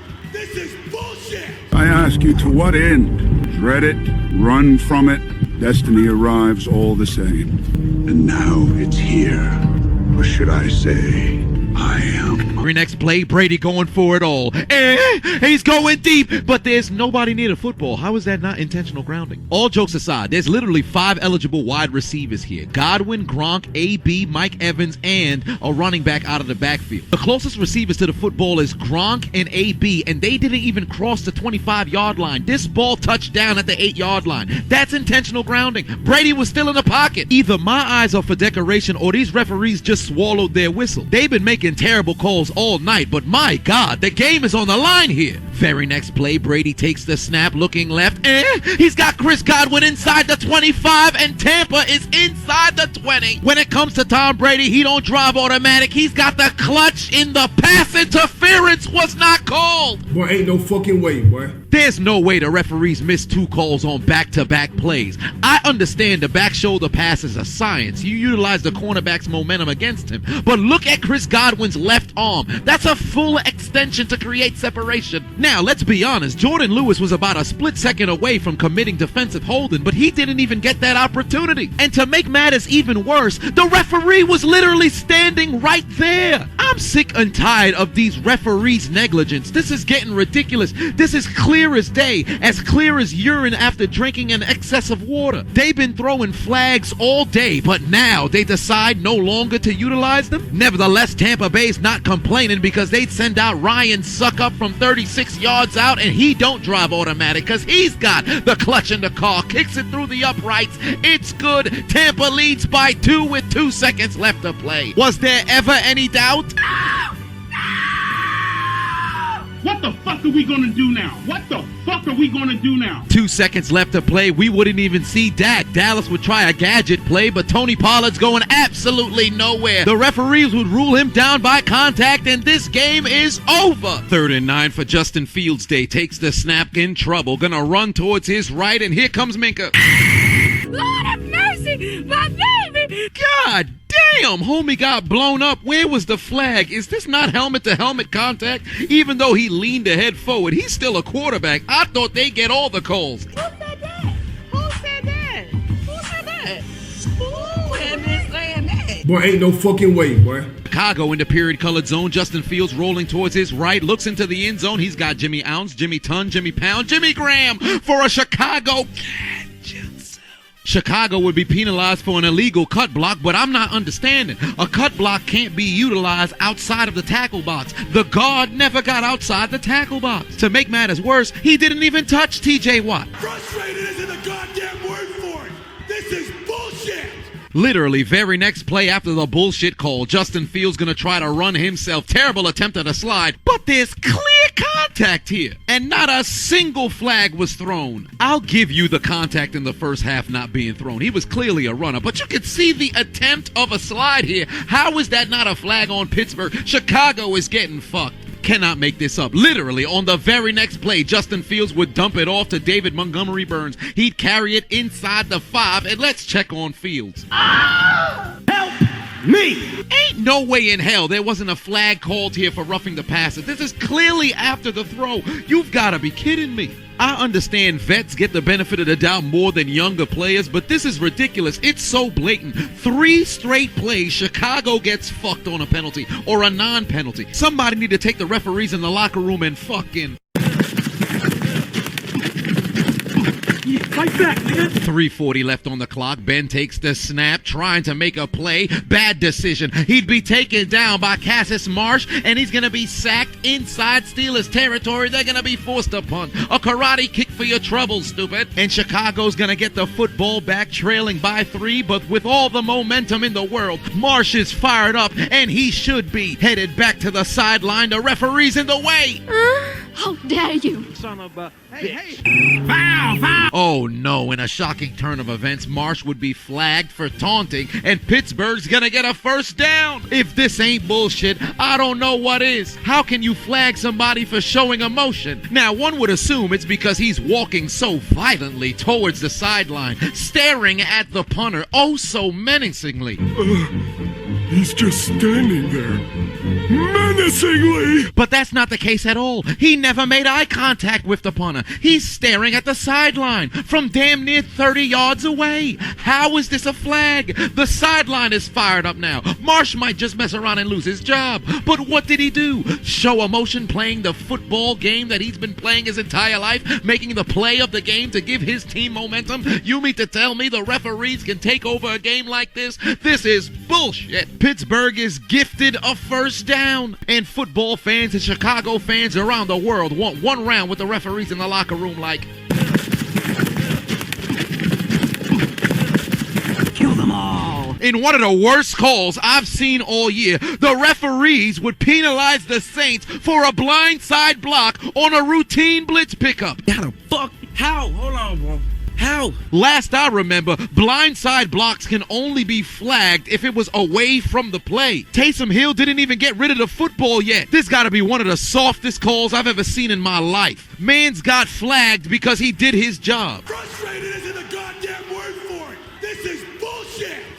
He's gonna rot in hell for what he did here tonight. That just makes me sick. Son of a bitch! Do you realize what you just done? Kirk family member Cousins rifles it into the end zone. Pass sales incomplete, but there's laundry on the field. Now listen, I know they getting blown out by 26, but if this ain't a horseshit penalty, I don't know what is. If this is what's considered personal fouls, you might as well get rid of hitting altogether. Why don't we play two-hand touch for football moving forward? If you can't dislodge a man from the football, what's the purpose in playing defense in the first place? Ronnie Lott would be in a maximum security prison if he played in this generation. Jack Tatum would be on the electric chair. Frustrated isn't the goddamn word for it. This is bullshit. Very next play, Geno looking towards his left, got Metcalf, he stays in bounds, got Butterfingers, fumbles on the play, it's recovered by Swain. Swain remembers, damn it, we ain't got no timeouts. Seattle's sideline is all over the field. There's no flags on the field. They get back to the line and they spike it with no time remaining. This game is over. But the referees say, wait a minute, we've got to review if the play before was a catch or not. Thank you, Jesus.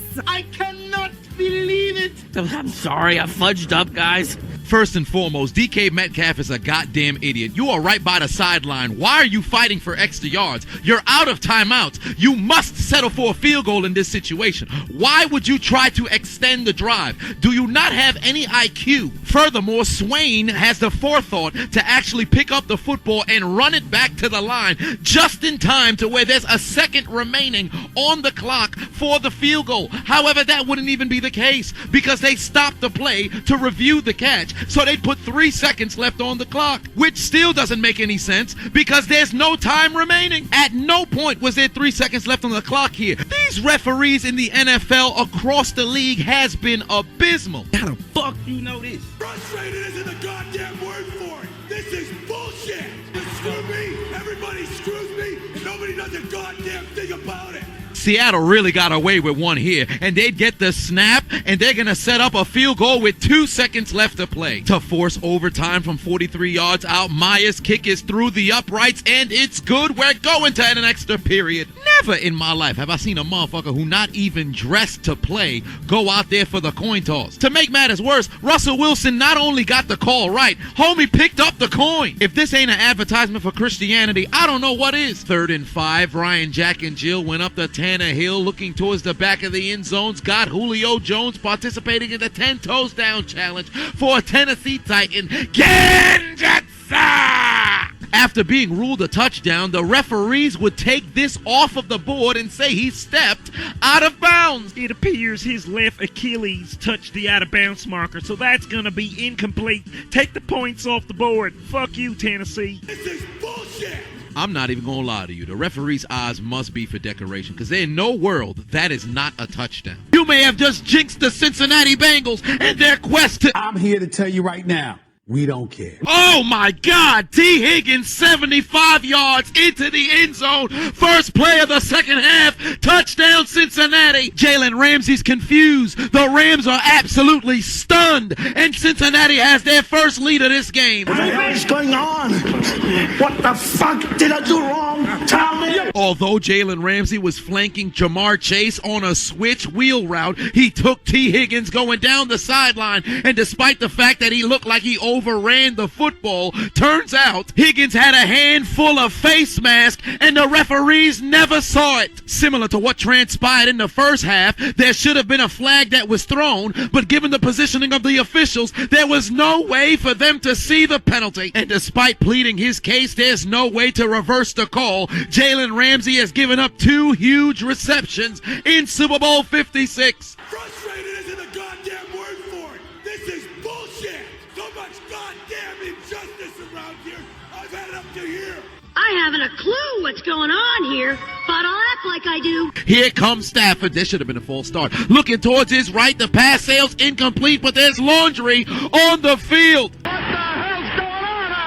Holding on the defense. Cincinnati's gonna give the Rams a first down. God bless his heart. He's gotta be the sickest man in America. Logan Wilson with the absolute worst time to have a defensive holding call. It appears he was trying to find Cooper Kupp's spleen, and the referee just so happened to catch him, and he'd be flagged. Now, I know what you're thinking. Why was Jalen Ramsey not called for defensive holding in the first half? Consider the angle of the back official at the end of the end zone. When in the red zone, the referee stands in the exact same place, underneath the upright in the back of the end zone. With that being the reality of the situation, there's no way he could have seen the inside hand of Jalen Ramsey because it was shielded by T. Higgins' body. Now, one might also argue this was payback for the lack of face mask called on T. Higgins against Jalen Ramsey. But as you can see, the outside judge is behind both combatants, and the outside hand of T. Higgins pulls the face mask of Jalen Ramsey so fast that not a single referee would have been able to see it in time. And the other missed call would have been the unsportsmanlike conduct on the Cincinnati Bengals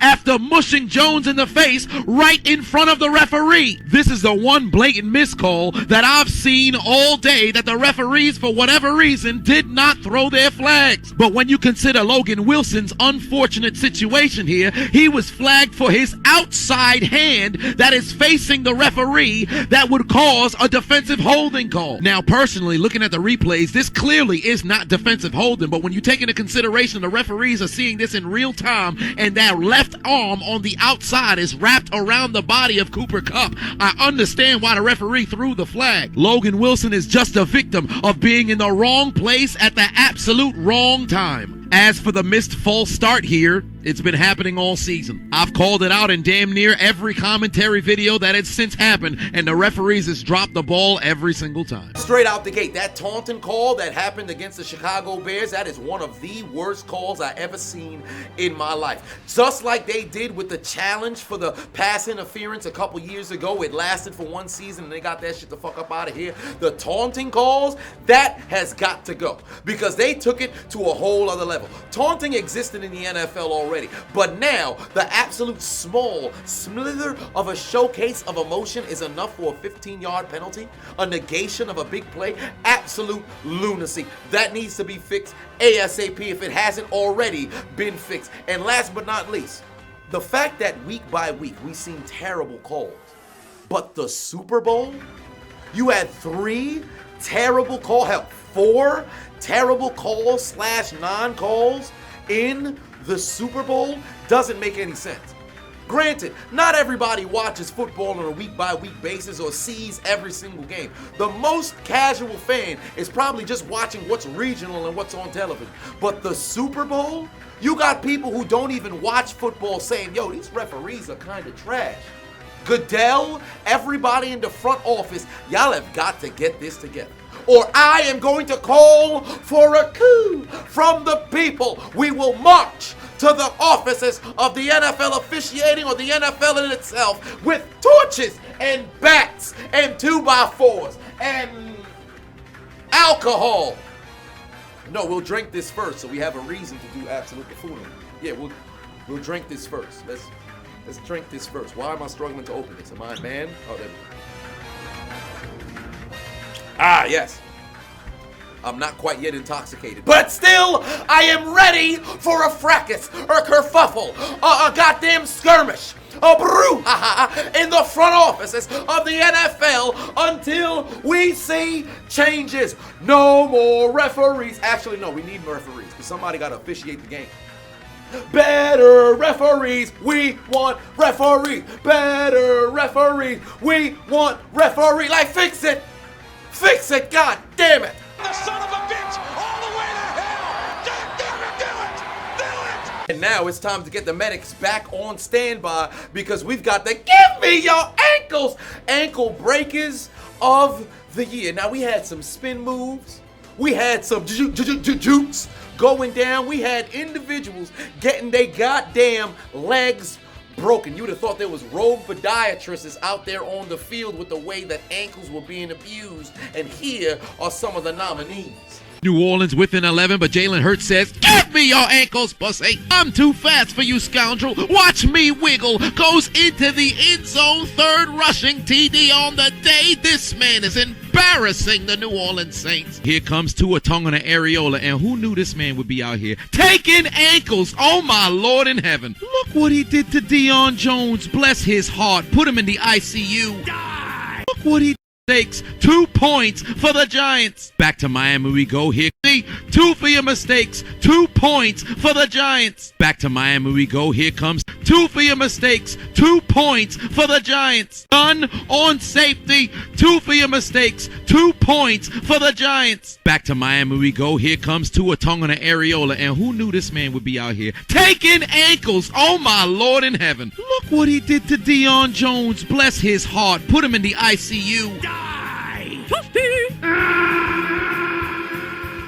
And now, no charges. No. Evidently, Cedric Wilson turns out to be a rogue podiatrist because he'd tell the Los Angeles Chargers, give me your ankles too, pussy, and take it inside Los Angeles territory. Look at the ankles being taken. It's my turn.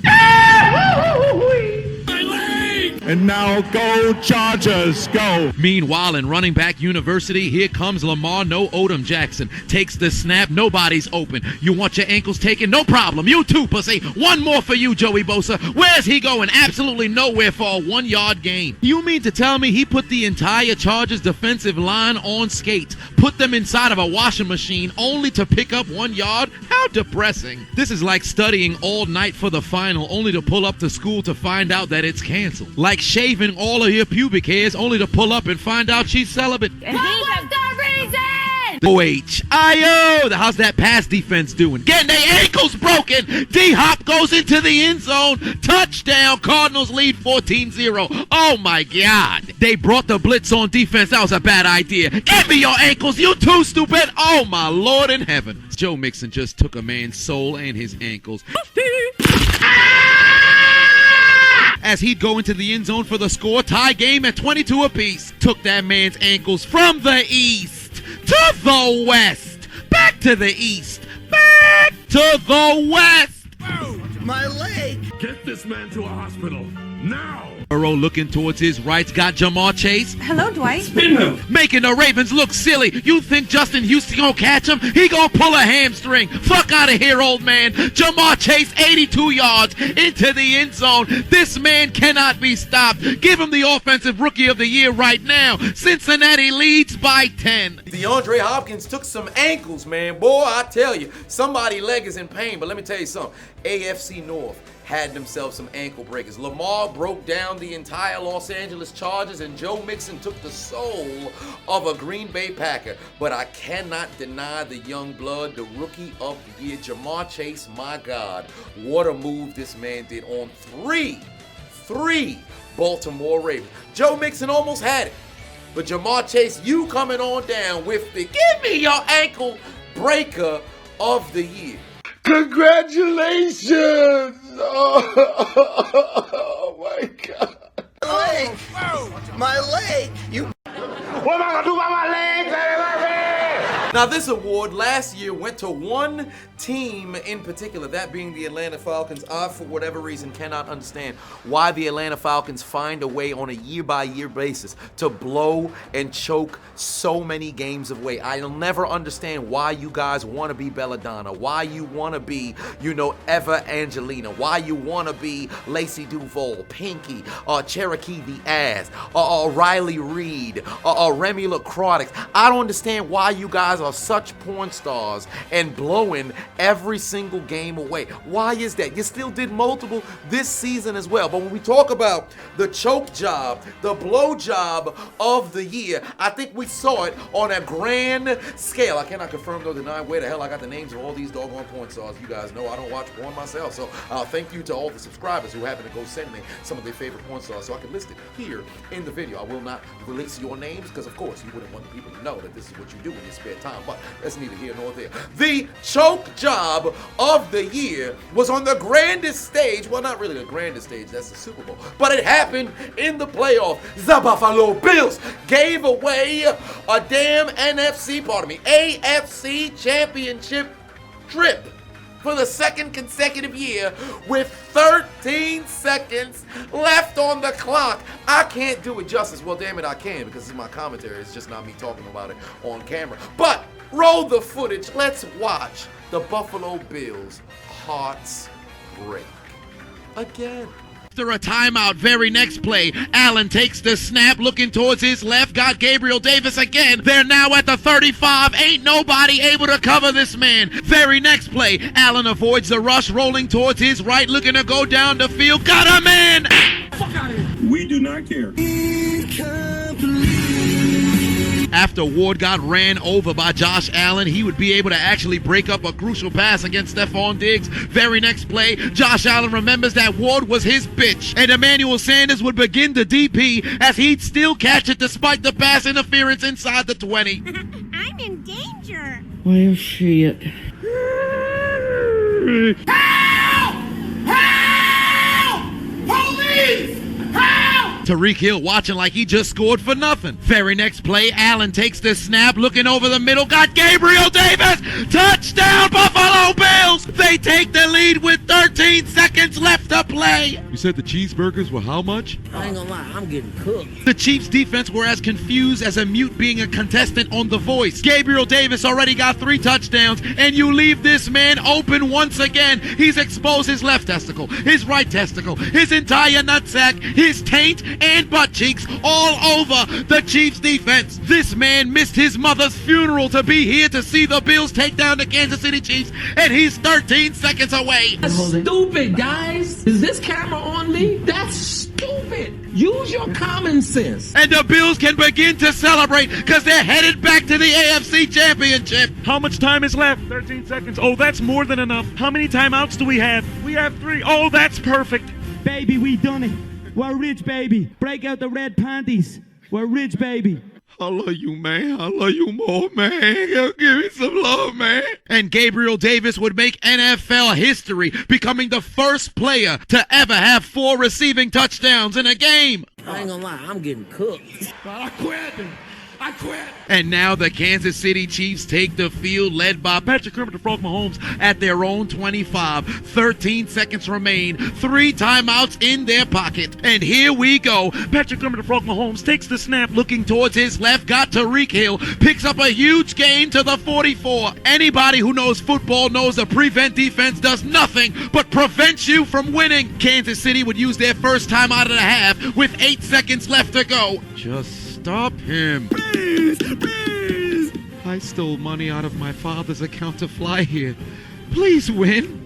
He's gonna kill me. Very next play, 8 seconds left to go in this game. If Buffalo can get a stop, they move on to the AFC Championship. Travis Kelce wide open, takes it to the 30. The Chiefs are in field goal range. I told you guys they left me too much time. Oh, you motherfuckers. What the hell are the Bills doing? Travis Kelce's the best tight end in the game, and you leave this man wide open over the middle. Do you even want to win? You fucking income fucking poop. And now the Chiefs would call on the man who missed an extra point in the field goal in this game. Harrison Butker with a chance at redemption. 49-yard field goal to send this game to overtime. There's the snap, the hold, the kick through the uprights. It's good. We're going to OT. I told you guys don't leave me too much time. I'm a good frog. I'm putting cases on all you bitches.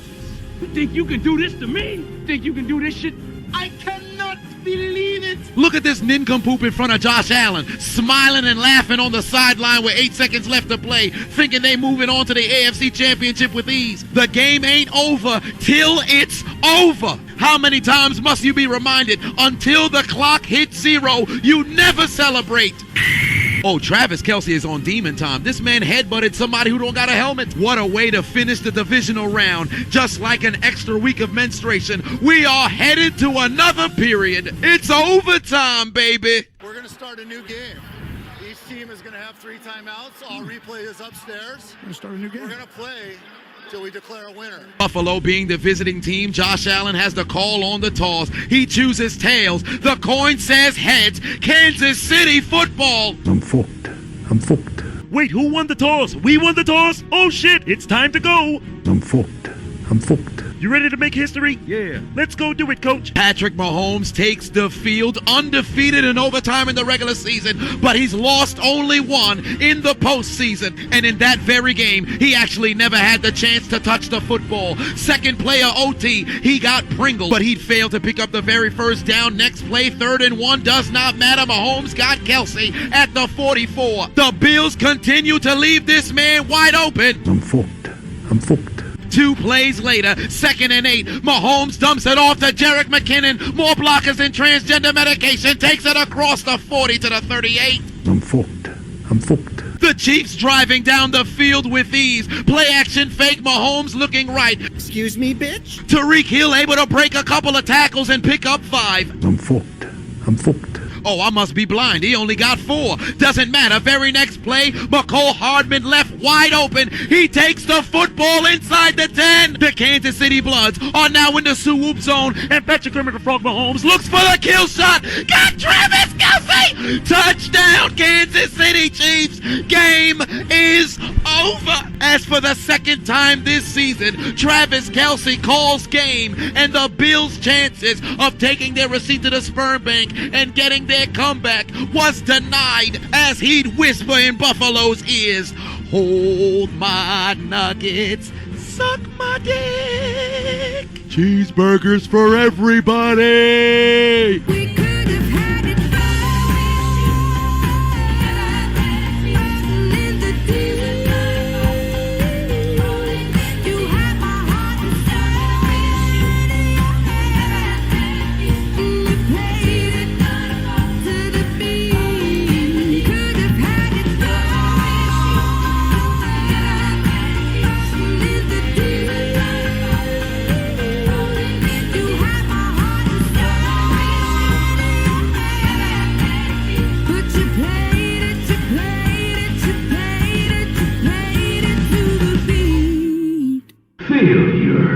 The Chiefs would make NFL history, becoming the first team to host the AFC Championship for 4 consecutive years as they defeat the Buffalo Bills in one of the most exciting playoff games in NFL history. And despite a valiant effort from Josh Allen, Patrick Mahomes had the ultimate Uno reverse card. And for the second consecutive year, Stephon Diggs would have to watch the Kansas City Chiefs celebrate as he goes home. And when he's on the way home, he better rob this gentleman who turned out a $161,000 payout. Look at this joker. He thinks he got paid. We got paid. We got paid. And just look at Mahomes running to find Josh Allen to whisper in his ear to take out his Metro card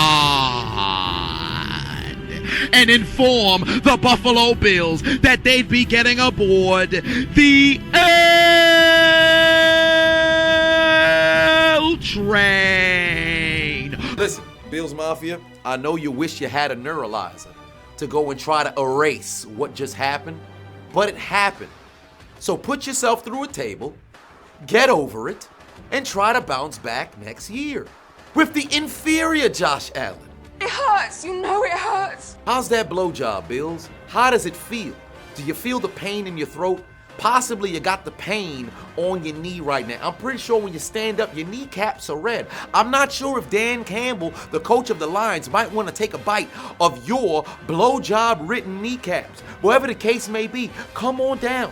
Accept your prize. I'm going to sit here and do what the Hispanics would say when they see the Buffalo Bills slightly before your hearts were broken when you were hugging each other with 13 seconds remaining. Lo siento. Because you guys are the 2021 blowjob, choke job. What would I call it? What's the best word to put this?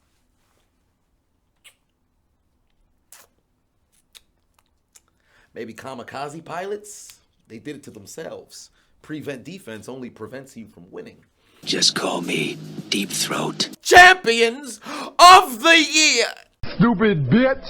Now we move on to the little boy. Little boy! Get your bitch ass out of here, pussy. Stiff arm of the year. And my God, we had ourselves some magnificent stiff arms on this year. Let's roll the footage. Green Bay would start their drive inside Vikings territory again. Meanwhile, over in Pittsburgh, take a seat, young man! Najee Harris with the baptism. He's just a little boy. Fuck them kids. Somebody get his driver's license. Add a hyphen to his last name. From this point forth, your last name is Stewart Little Boy. No wonder you were a junior. Little boy, your daddy just thrown you on the ground, stupid. Get your bitch ass off me, pussy. Good Lord, Nick Chubb with an even better baptism. Najee Harris held a christening. This right here is a baptism. I baptize you in the name of the Father. I baptize you in the name of the Son. I baptize you in the name of the Holy Spirit. Right hand logged him out of the game. I ain't gonna lie, I'm getting cooked. Oh, fucking do it again. Okay. What are you gonna do now, big boy? Get your bitch ass off me, pussy! The Patriots building a little bit of momentum, and Mac Jones got a man. Yoink. But he plays for the other team. Die! Get your bitch ass off me, pussy! Darius Leonard is gonna be tackled inside his 5-yard line, and the Colts would send us to the break with a 17-0 lead. Tell me I did not just see that. Yahoo! Finish him! Snake, are you okay? Snake? Snake! Jesus! And welcome to your first day in the afterlife. Stupid bitch! Back to the land of ketchup we go. Ben looking right's got Najee Harris. Get your bitch ass off me, stupid! Fatality. Heavens to Betsy, he just baptized Abrams. Do you have a second to talk about our Lord and Savior Jesus Christ? I baptize you in the name of the Father. I baptize you in the name of the Son. I baptize you in the name of the Holy Spirit, pussy. Little boy, you've been stiff-armed from the east to the west. Back to the east, back to the west. That nigga is dead! D-U-D! You are dead! Now, I think this goes without saying. The winner of this year's award is Nick Chubb. Wrong name? No, that's a hell of a stiff arm. Oh, but his opposition had multiple. That makes sense. Turns out there was an issue. You know, it's almost like what happened with La La Land, I guess, a couple of years ago. Out there in the, what was it, the Oscars, Emmys? Who really gives a fuck? Oh, is that Will Smith? Why are you approaching me? What are you gonna do now, big boy? Sit your ass back down, pussy. Oh, wow.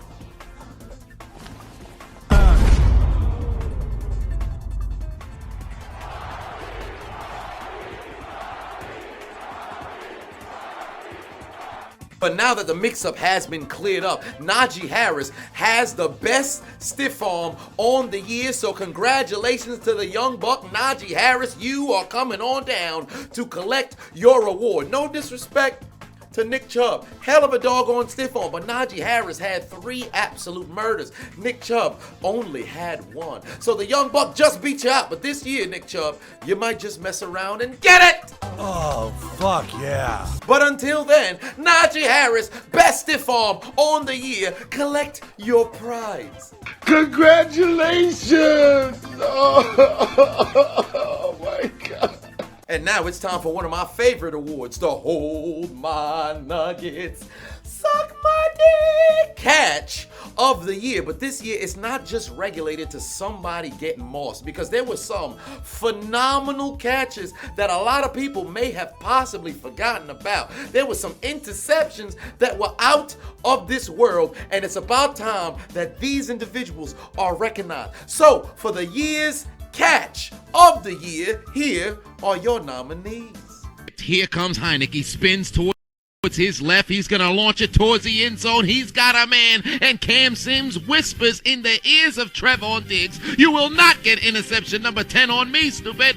Hold my nuggets. Suck my dick." Touchdown, Washington. They'd convert on the 2-point conversion, too. Wait a minute. Back in who the hell uses M&T Bank Stadium, Lamar Jackson takes the snap. He's on the move, and he's going to throw. Fuck it, Mark Andrews down there somewhere. Come back here, you little son of a bitch. Foul, foul. Despite the pass interference and the flag, he still caught that shit. Harvey Weinstein, Jeffrey Epstein, the Cleveland Browns secondary. Doesn't matter who tries to molest him, he's still going to get reception. Very next play for the trifecta. Heavens to Betsy, Michael Gallup participating in the 10 toes down challenge in the back of the end zone, telling the Saints to hold his nuggets, suck his dick. Best wide receiver trio in the league. What I tell you, baby, don't sleep, because them boys is here, baby. Trailing once again, Ryan, Jack, and Jill went up the Tanner Hill, rolling towards his right, looking for Julio Jones.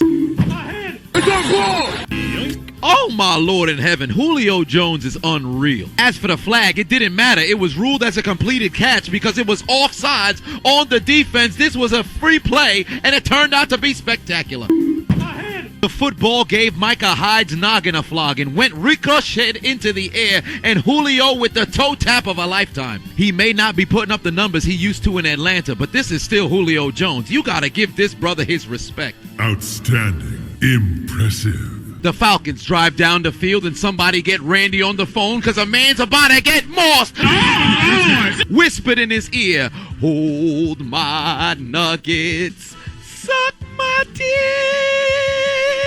Man's levitated over your body and took your soul. Be at peace, my child. 3rd and 8 for Matt Ryan. Oh my Lord. Deja vu, because man's got mossed again by the same dude. Once more, hold my nuggets, suck my dick. You can't keep getting away with it. He did it again. Back to Meth Life Stadium we go. Time for a little bit of trickery. Here comes Pettis on the end around reverse, throws it to Daniel Jones. Nani? Wait a minute. You mean to tell me this man caught a one-hand snag with no gloves, took a shot to the goddamn head, and didn't even get affected by the blow? What kind of invincibility cheat did Daniel Jones activate? I thought he was headed to the Shadow Realm. I guess not. I can guarantee you that's something we would have never seen if vintage Eli Manning was still at the helm. Where you guys? I'm going home. The man made of glass, Carson Wentz, steps up in the pocket, rolling towards his right, looking towards the end zone. I got it. What the the hell kind of touchdown reception, just like Frank Reich drew it up, as it's ricocheted and right into the hands of T.Y. Hilton for the Colts touchdown. Yo, what the fuck? Talk about right place, right time. T.Y. Hilton didn't need to do nothing. Play action fake, very next play. Carson Wentz going deep. He's got Michael Pittman whispering in the Ravens' secondary ears, hold my nuggets. Suck my dick. Get mossed, pussy. Get mossed. Oh my God, he on X Games mode. We're gonna try to take our Uno cards out and give you 2 for your mistakes. Foles got Bird back in the end zone, gets his feet down. It's good! It's good! The Bears are gonna win! He whispered in Seattle's ears, hold my nuggets. Put his dick in their defense's faces. Suck my dick! Even held the football up so they knew they lost. At this catch by Arizona in Dallas, Mans pinned the football to his head. The defender can't hear a goddamn thing because a football is in his earlobe on the reception. Whispered in his vacant ear, hold my nuggets. Coming close, suck my dick. Pussy. And before we give out the award, I feel like we should acknowledge some catches that turned out to be incomplete, but they were phenomenal catches because I felt like these catches were far too great to not be acknowledged. Think fast, the Rams inside 49ers territory. You belong to me. Wait a minute, this man might have just made the interception of the year, but it was robbed from us because the referees wanted to call defensive pass interference. The Rams were looking so desperately for the football, but the defender tried to squeeze it betwixt his butt cheeks. No homo.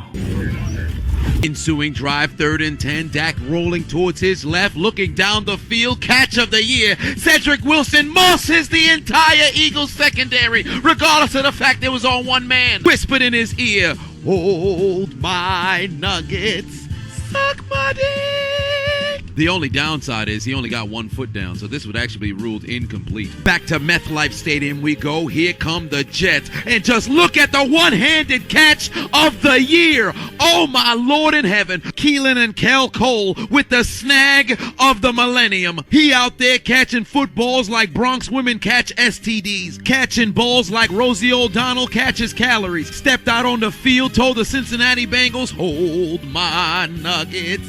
Suck my Jets! Upon further review, it'd be ruled incomplete. The catch of the year is negated. Despite the peak level of acrobatics, he did not control the football upon hitting the ground. It appears the Jets are robbed of 7 points. 1st and goal, looking left. He's got CD Lamb again in the back of the end zone. Heavens to Betsy, mark this off as one of the greatest catches that ain't gonna count because this man was completely out of bounds. This is like figuring out the Pythagorean theorem for the very first time as a 37-year-old adult. That's great news. I'm happy for you. But nobody give a fuck about that. Now, this one was tough, and there was a lot of catches that ended up getting omitted because if I included every single magnificent catch on the season for these nominees, we'd be here for an hour just looking at people catch the football. And there are some people who actually would not mind doing that. And I know number one in your mind probably is that one-hander from Mark Andrews. I really feel like I probably should have included that. But if we had to give away catch of the year, in my opinion, it was a unanimous decision. Out in Arizona, you caught the football, pinned it to a man's helmet. It don't get no better than that because the Cardinals gunner whispered in this man's ear, hold my nuggets. Say it with me now.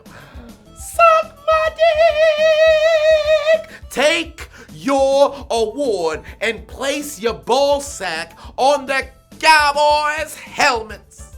How about them Cowboys? And now for the Dreadlocks MVP of the year. Usually we'd have the Dreadlocks MVP of the year and Play of the Year conjoined together. This year, we're not going to do the Dreadlocks Play of the Year. I know everybody wants it, but we just had too much different categories. So we're just going to leave it down to Dreadlocks Player of the Year. And personally, I feel like we were robbed because it would have been the first time we had a 3-time consecutive champion. And yes, it would have been Derek King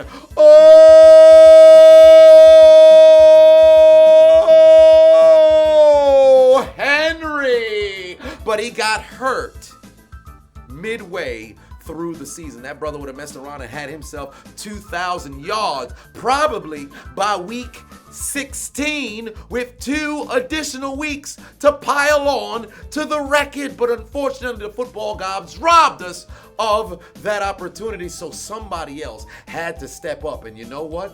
That brother did. Out there in Green Bay, the 2021 Dreadlocks Player of the Year, Davante Adams. I should say Las Vegas now that the brother messed around and got traded. This is the first time that we had a Dreadlocks MVP mess around and get traded right after becoming the Dreadlocks MVP, and a spectacular season. In my opinion, this man is the best wide receiver in the NFL. But what about Cooper Kupp having the best season of a wide receiver in history? You're certainly not wrong about that. But when you talk about absolute dominance over the league for a consistent amount of years, this man, DeAndre Hopkins, has been on a magnificent level. No disrespect to other wide receivers in the league, but D-Hop, I'm not going to say he's in a league of his own, but in my opinion, the best wide receiver in the league. And I'm not going to put too many clips. I'll probably just regulate it to just 2, just to acknowledge the greatness. Very next play, takes the snap, going deep down the field. Got Davante Adams between a trio of Chicago Bears, makes 2 run into each other, goes into the end zone. Packers cut their deficit down to 3. Finish him. Brutality. What's wrong, okay? When I came down. Oh my Lord in heaven, there's gotta be some form of sexual assault, because you can't just rub your nutsack and your entire shaft on a defender like this. There's gotta be levels of disrespect. They better be fighting on the sideline right now. Look at this catch! Look at the catch! Somebody go get Fuller a skirt. Davante just made him his bitch. And what's the Chiseled Adonis Awards without acknowledging some skirmishes, a little bit of fracas, some kerfuffles, brouhahas out there on the field? Let's just take a moment to step away from our awards and acknowledge some of the best fights of the 2021 NFL season. The Colts get the football back already inside Patriots territory. Handoff to Jonathan Taylor. Pickup of about 7 on 2nd and 10. But wait a minute, tensions are flaring. We've got a fracas, a skirmish, a kerfuffle, a brouhaha breaking out in Lucas Oil Stadium. Eat a dick, old man. Heavens to Betsy, down goes an official. Michael Arm Pittman Jr. doesn't have a helmet, and he is absolutely livid. That brother is apoplectic. He's having a conniption, because like Miley Cyrus in 2010, he can't be tamed. It all started on what was a routine block, but things weren't necessarily going his way. Kyle Duggar unlocked an achievement John Bradshaw Layfield could never, a continuous clothesline. Almighty push. Almighty push. I'm mad, man. Quick TMO2, use headbutt. Major damage. Alive! Stop you. Wow! Going down. You bastard! This is where you will die. Won't somebody please think of the children? Given the disturbance, the referee would eject both Duggar and Pittman, and they'd be forced to leave the game. Fuck! We coming for you, nigga! Meanwhile, in the Rams' defensive huddle. How can you stop? How can you stop? How can you stop? How can you stop? James, I wonder what the Bills wide receiver room brought to the table for Thanksgiving. Maybe some coleslaw Beasley inside Saints territory. Come here. I'm mad, man.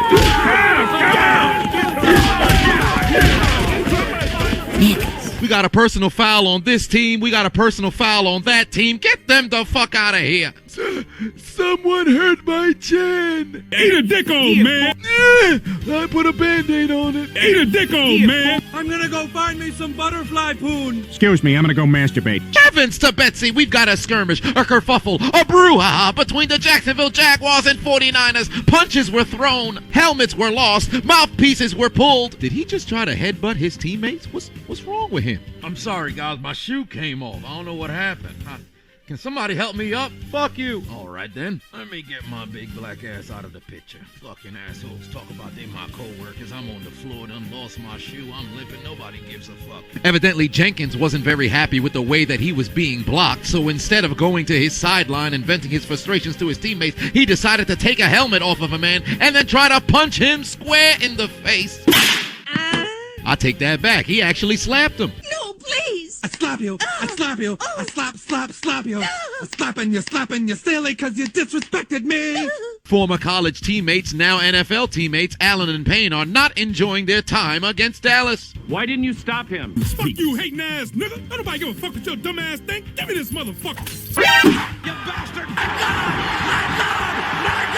What you gonna do? What you gonna do? See how niggas forget? You see how niggas forget? Well, damn, these two knew each other for years, and taking the field against the Dallas Cowboys had them on the sideline nearly beginning a skirmish, a kerfuffle, a fracas, a brouhaha. Payne should have never put his finger on Allen's face. You can't do that to no grown man. But I'll make you a promise. He is so lucky that Allen didn't connect on this right hand, because that brother would have woke up in the afterlife. Luckily, the two would squash it, and they'd activate number 97's last name and settle the beef, because they came to the conclusion that the both of them would have to admit, I ain't gonna lie, I'm getting cooked. Fuck out of here. Welcome, punch! Gotcha, bitch. Guilty. That nigga is guilty. Welcome, punch! Hang that nigga now. I got the rope right here. Get the fuck out of here. Get that son of a bitch off the field right now. Out. He's fired.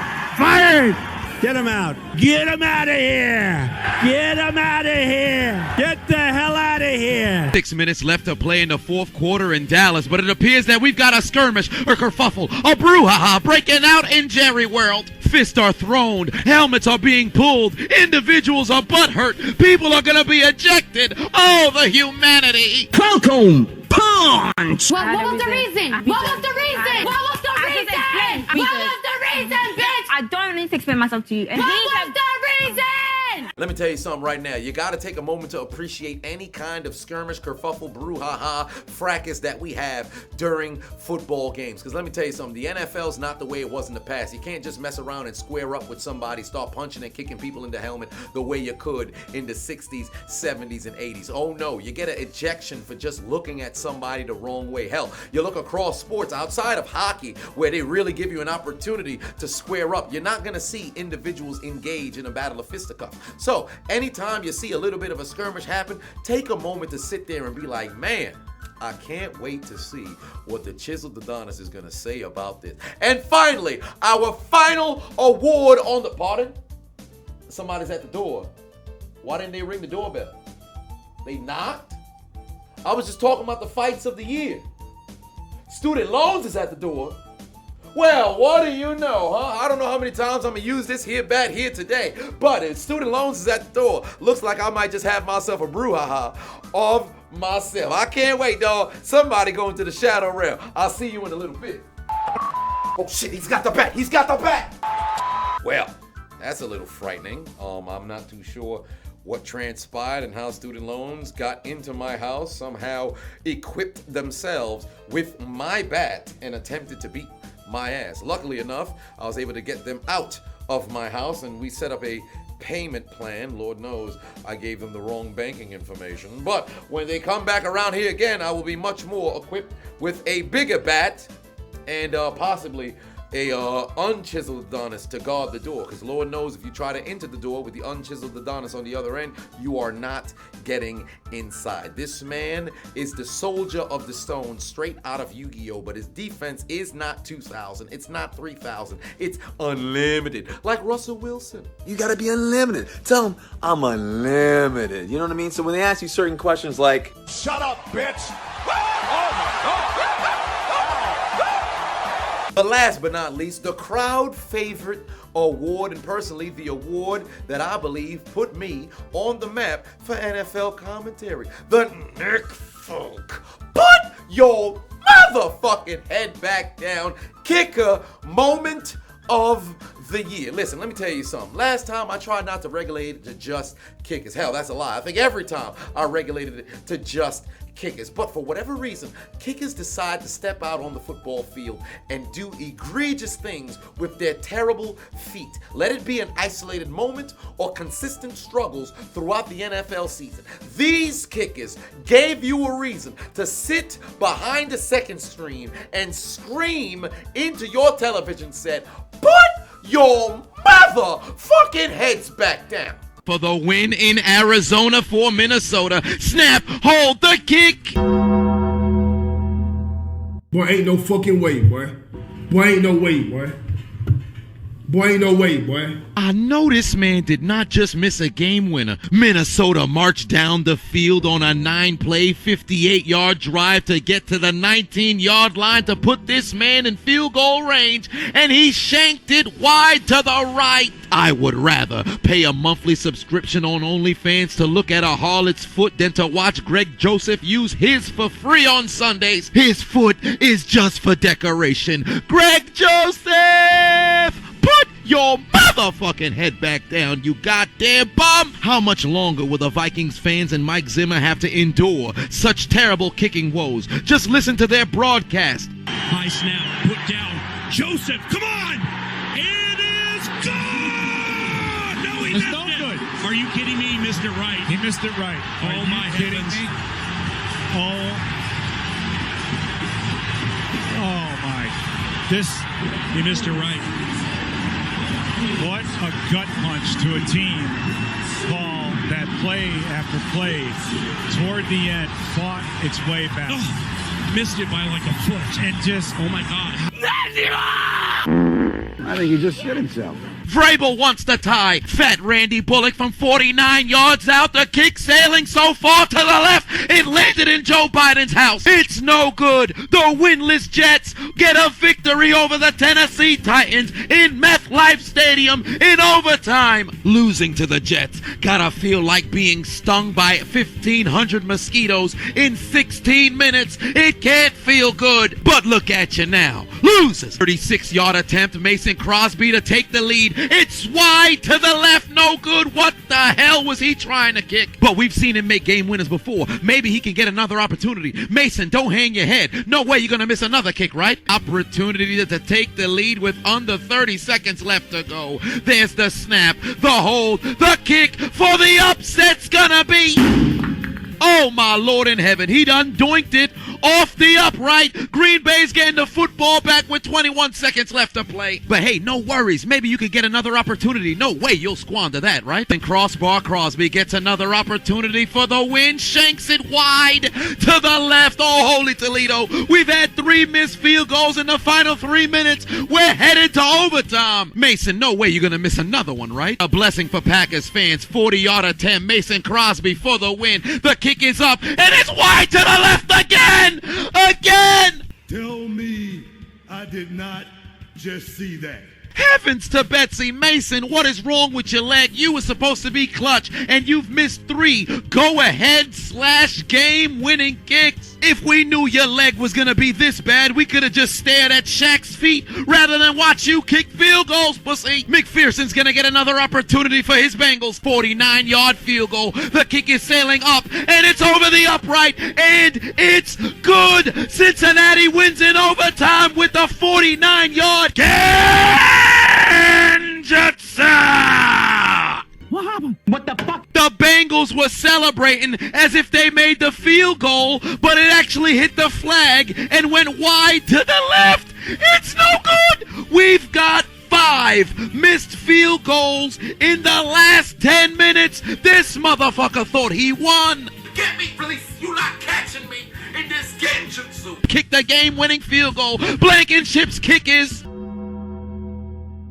No good. I can't do it. This motherfucker not serious. Game on the line. A second consecutive victory on the shoelaces of your cleats, and you shank it wide to the left. But he was hurt. Doesn't matter. On a weekend where there was 738 missed field goals and extra points, you decided to have the final one of the night. You wear glasses for added vision, but unfortunately you need to put those big-ass bifocals on top of your motherfucking feet. Maybe it'd make you a little bit more accurate. You too can join the other kickers in putting your motherfucking head back down. Carlos Santos would trot out for a 65-yard attempt on Monday Night Football. The kick is sailing straight down the middle for... I stopped short.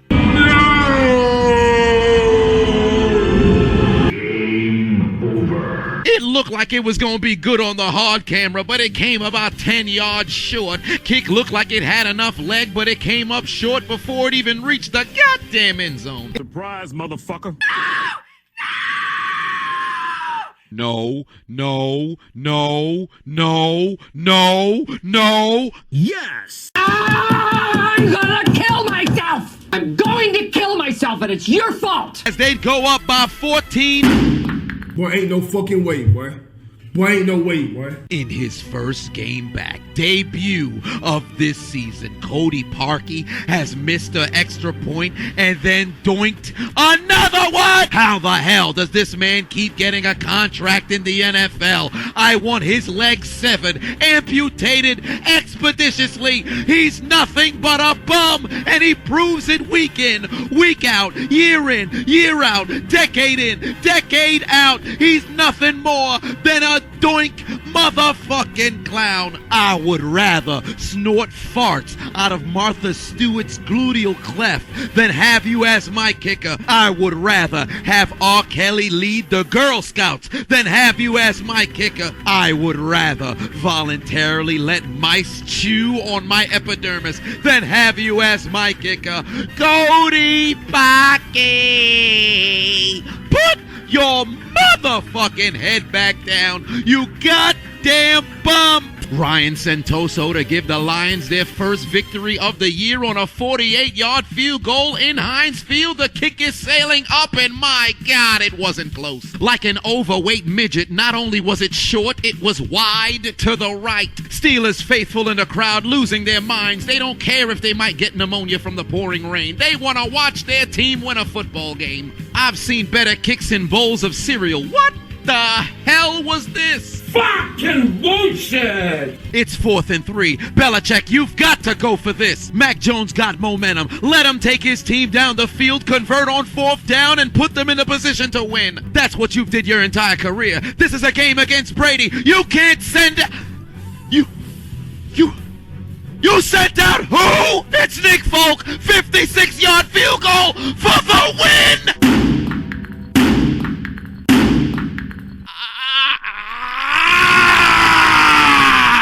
He did it again! Boy, ain't no fucking way, boy. Boy, ain't no way, boy. Boy, ain't no way, boy. Boy, ain't no way, boy. Boy, ain't no way, boy. You mean to tell me, with the game on the line, your quarterback on fire, 4th and 3, inside the 40-yard line, you decide to kick a 56-yard field goal in the rain with Nick Folk as your kicker against Brady on prime time? Are you crazy? This is a man nearly 4 years ago to this very day missed 3 field goals against you on prime time while you played against the very team you're playing against tonight. You mean to tell me you watched this man's abysmal performance, missing 3 field goals in prime time, and you thought to yourself on the sideline, I want that man to be my kicker? He was fired on the field. Old man, have you gone mad? Do you think anybody cares that he's made a franchise record 36 consecutive field goals? It doesn't matter. This is still Nick Folk. When the lights come on, this man is incapable of performing. He fused with Cody Parkey, and they became the master of the miss, the lord of the doink. I haven't seen legs this disappointing on U.S. soil since Sha'Carri Richardson came in 7th place a few months ago.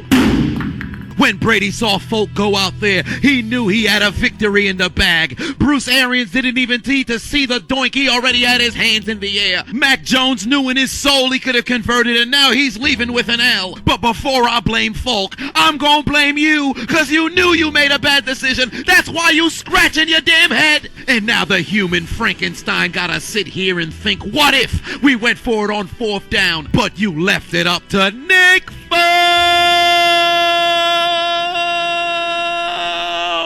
I gave you praise last year, claimed that you should have represented the AFC in the Pro Bowl after your clutch performance after clutch performance, and yet you come out on the field after being the most reliable kicker for the Patriots in years, and you let us all down. You all who we thought you were. Nothing but a fake, nothing but a fraud, nothing but a bum. I would rather eat worms straight out of the boogeyman's mouth than have you as my kicker. I'd rather be the last dreadlock in Lil Wayne's hair than have you as my kicker. Them shit's dirty as fuck. But I'm not getting sidetracked. I would rather put a big ass straw in the hugest piece of sewage inside of the Bronx and drink than trust you to make a clutch kick on prime time as my kicker, Nick Folk!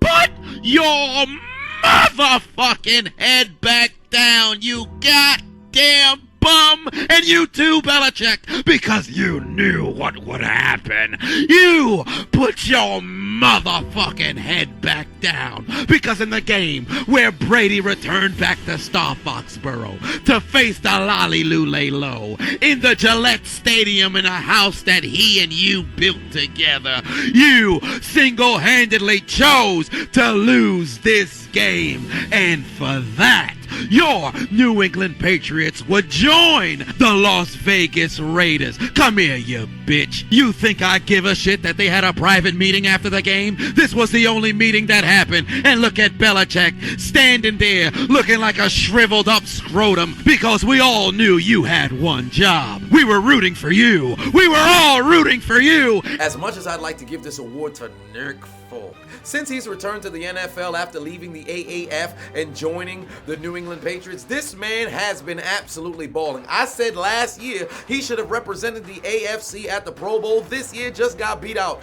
by Justin Tucker. But by all means, he probably should have got a second team All-Pro nod at least one of the past 2 years. So truly, Nick Folk has turned his career around. Outside of that one blemish at New England against Tom Brady in his return game, Nick Folk was stellar. But if there was one man who should be receiving this reward, no, it's not Mason Crossbar Crosby. No, it's not even the young phenom in Evan McPherson. And it nearly was Greg Joseph. But Cody Parkey, you played one game in 2021 for the New Orleans Saints and you still found a way to miss a kick. You will forever need to put your motherfucking head back down. And come 2022, I hope nobody signs you because we haven't forgotten what you were.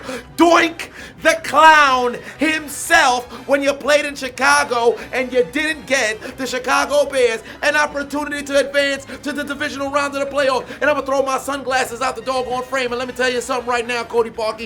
You should no longer be allowed to kick. Moreover, you shouldn't be allowed an opportunity to walk. I would like to see your legs chopped off expeditiously. I need everybody with a cleaver, somewhere with a radio knife, to go cut this man's leg off expeditiously. You're going to wake up tomorrow morning, Zach Gowen. You shouldn't be allowed to kick footballs anymore. I've had enough of your legs letting people down, and it's high time that you face disciplinary action for your terrible motherfucking feet. Whether it's a 10-yard field goal, 17-yard field goal, 26, 46, 52, 64, doesn't matter how long or short, your foot will never provide something positive, and you're going to find a way to doink it. I said it years ago, I'm going to say it again right here. You are the most accurate, non-accurate kicker I have ever seen in my life. You tell Cody Parkey to hit an upright, he will do it as long as the football doesn't go through the upright. If it ricochets off to the left, right, or forward, Cody Parkey got you covered. This man does not need to be in a shoulder pads and helmet with a jersey attached anymore. His career is over today, and from this point moving forward for the rest of your life, you will forever be remembered as the man who eternally forever needs to have their head put motherfucking downward. Yes. Everybody from the diaphragm, say it with me now. Cody Parkey, put your motherfucking head back down, you goddamn bum. Finish him.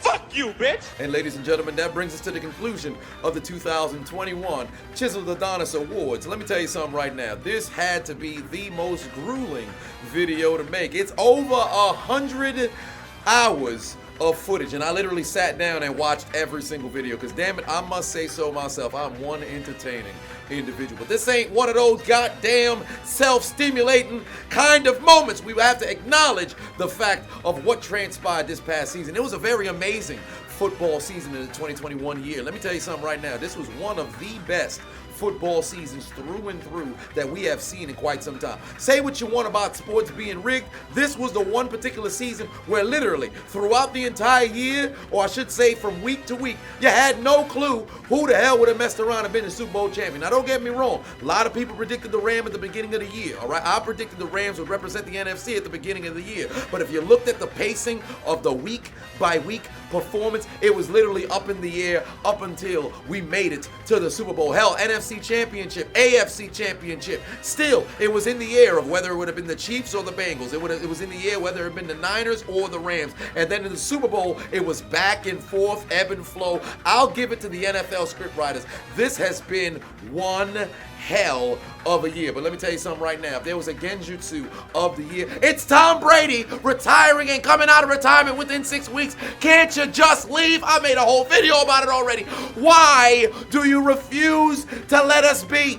I am tired of having to cover your career. Tom Brady has been in the goddamn NFL since I was goddamn 6. Moreover, Tom Brady has been playing football since the year I was born. I think he entered high school in, what was it, 94, 93, whatever the case was. I was just conceived in 93. I was born in 94. It don't make no sense how Tom Brady's still playing football at a high level at that. Give it up, old man. Get out of here. You are the genjutsu of 2021. This is a bonus for the goddamn Chiseled Adonis Awards. It don't make sense how Tom Brady is still sticking around.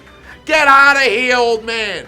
Go be a father. Tom Brady might become a grandfather and still playing the game. I think he's trying to go after George Blanda for being the oldest player to ever play in the NFL. In fact, I don't even think it was Blanda. It might have been Morton Anderson. Whichever one it is, Gary Anderson, doesn't matter. I'm tired of seeing this old man out there playing football. It's getting ridiculous. I've had enough. But ladies and gentlemen, I have been your host, founder, and chairman of Hold My Nuggets Incorporated, the diligent, vigilant, meticulous, sagacious, conscientious, analytical, methodical individual, the Chiseled Adonis, and I'm heading back to the Shadow Realm. Now, if you're looking for the free hats, you can find it in the eastern wing of Hold My Nuggets Incorporated. It's a shame that you waited this long to find out there are indeed free hats, but we ain't talking about that right now. One way or another, I appreciate you guys tuning in to the Shadow Realm. I go, what do you mean Nancy's trying to get back in? Did we not throw her out a 3-story window? This is getting ridiculous. We just beat the crap out of her husband. Why is she so persistent? Tell her to get out of here. That's it. Get the gun. To the Shadow Realm I go. Silver bullets. Make it good. What do you mean you need me? I'm already in the Shadow Realm. I already told the people goodbye. Okay, this is getting ridiculous. Nancy, I've had enough of you coming around the doggone channel, flagging the damn channel, and making me have to make my life a living hell. I've had enough of this bullshit, putting strikes on the channel, whether it's community guidelines or reaching bullshit copyright strikes. I've had enough. From this point forth, when I get my hands on you, you're going to be waterboarded, but it's not going to be with water. I'm going to have my people, me personally, because Lord knows I have no team. It's a one-man team over here, so I'm going to go over to the goddamn general reassignment surgeon. I'm going to raid the damn offices, and I'm going to find as many severed testicles. I'm gonna grab as many severed scrotums for now trans women. I'm gonna waterboard you with severed testicles until you leave me alone, woman. I've had enough of your bullshit, and you, ma'am, will never deal with the Chiseled Adonis ever again. It's your funeral, woman. Where are they? Where are they? And if I don't get to you first, I know somebody who will. Chris! Here comes the United States champion, Chris Benoit! Look at Benoit! Justice! Cut that bitch off!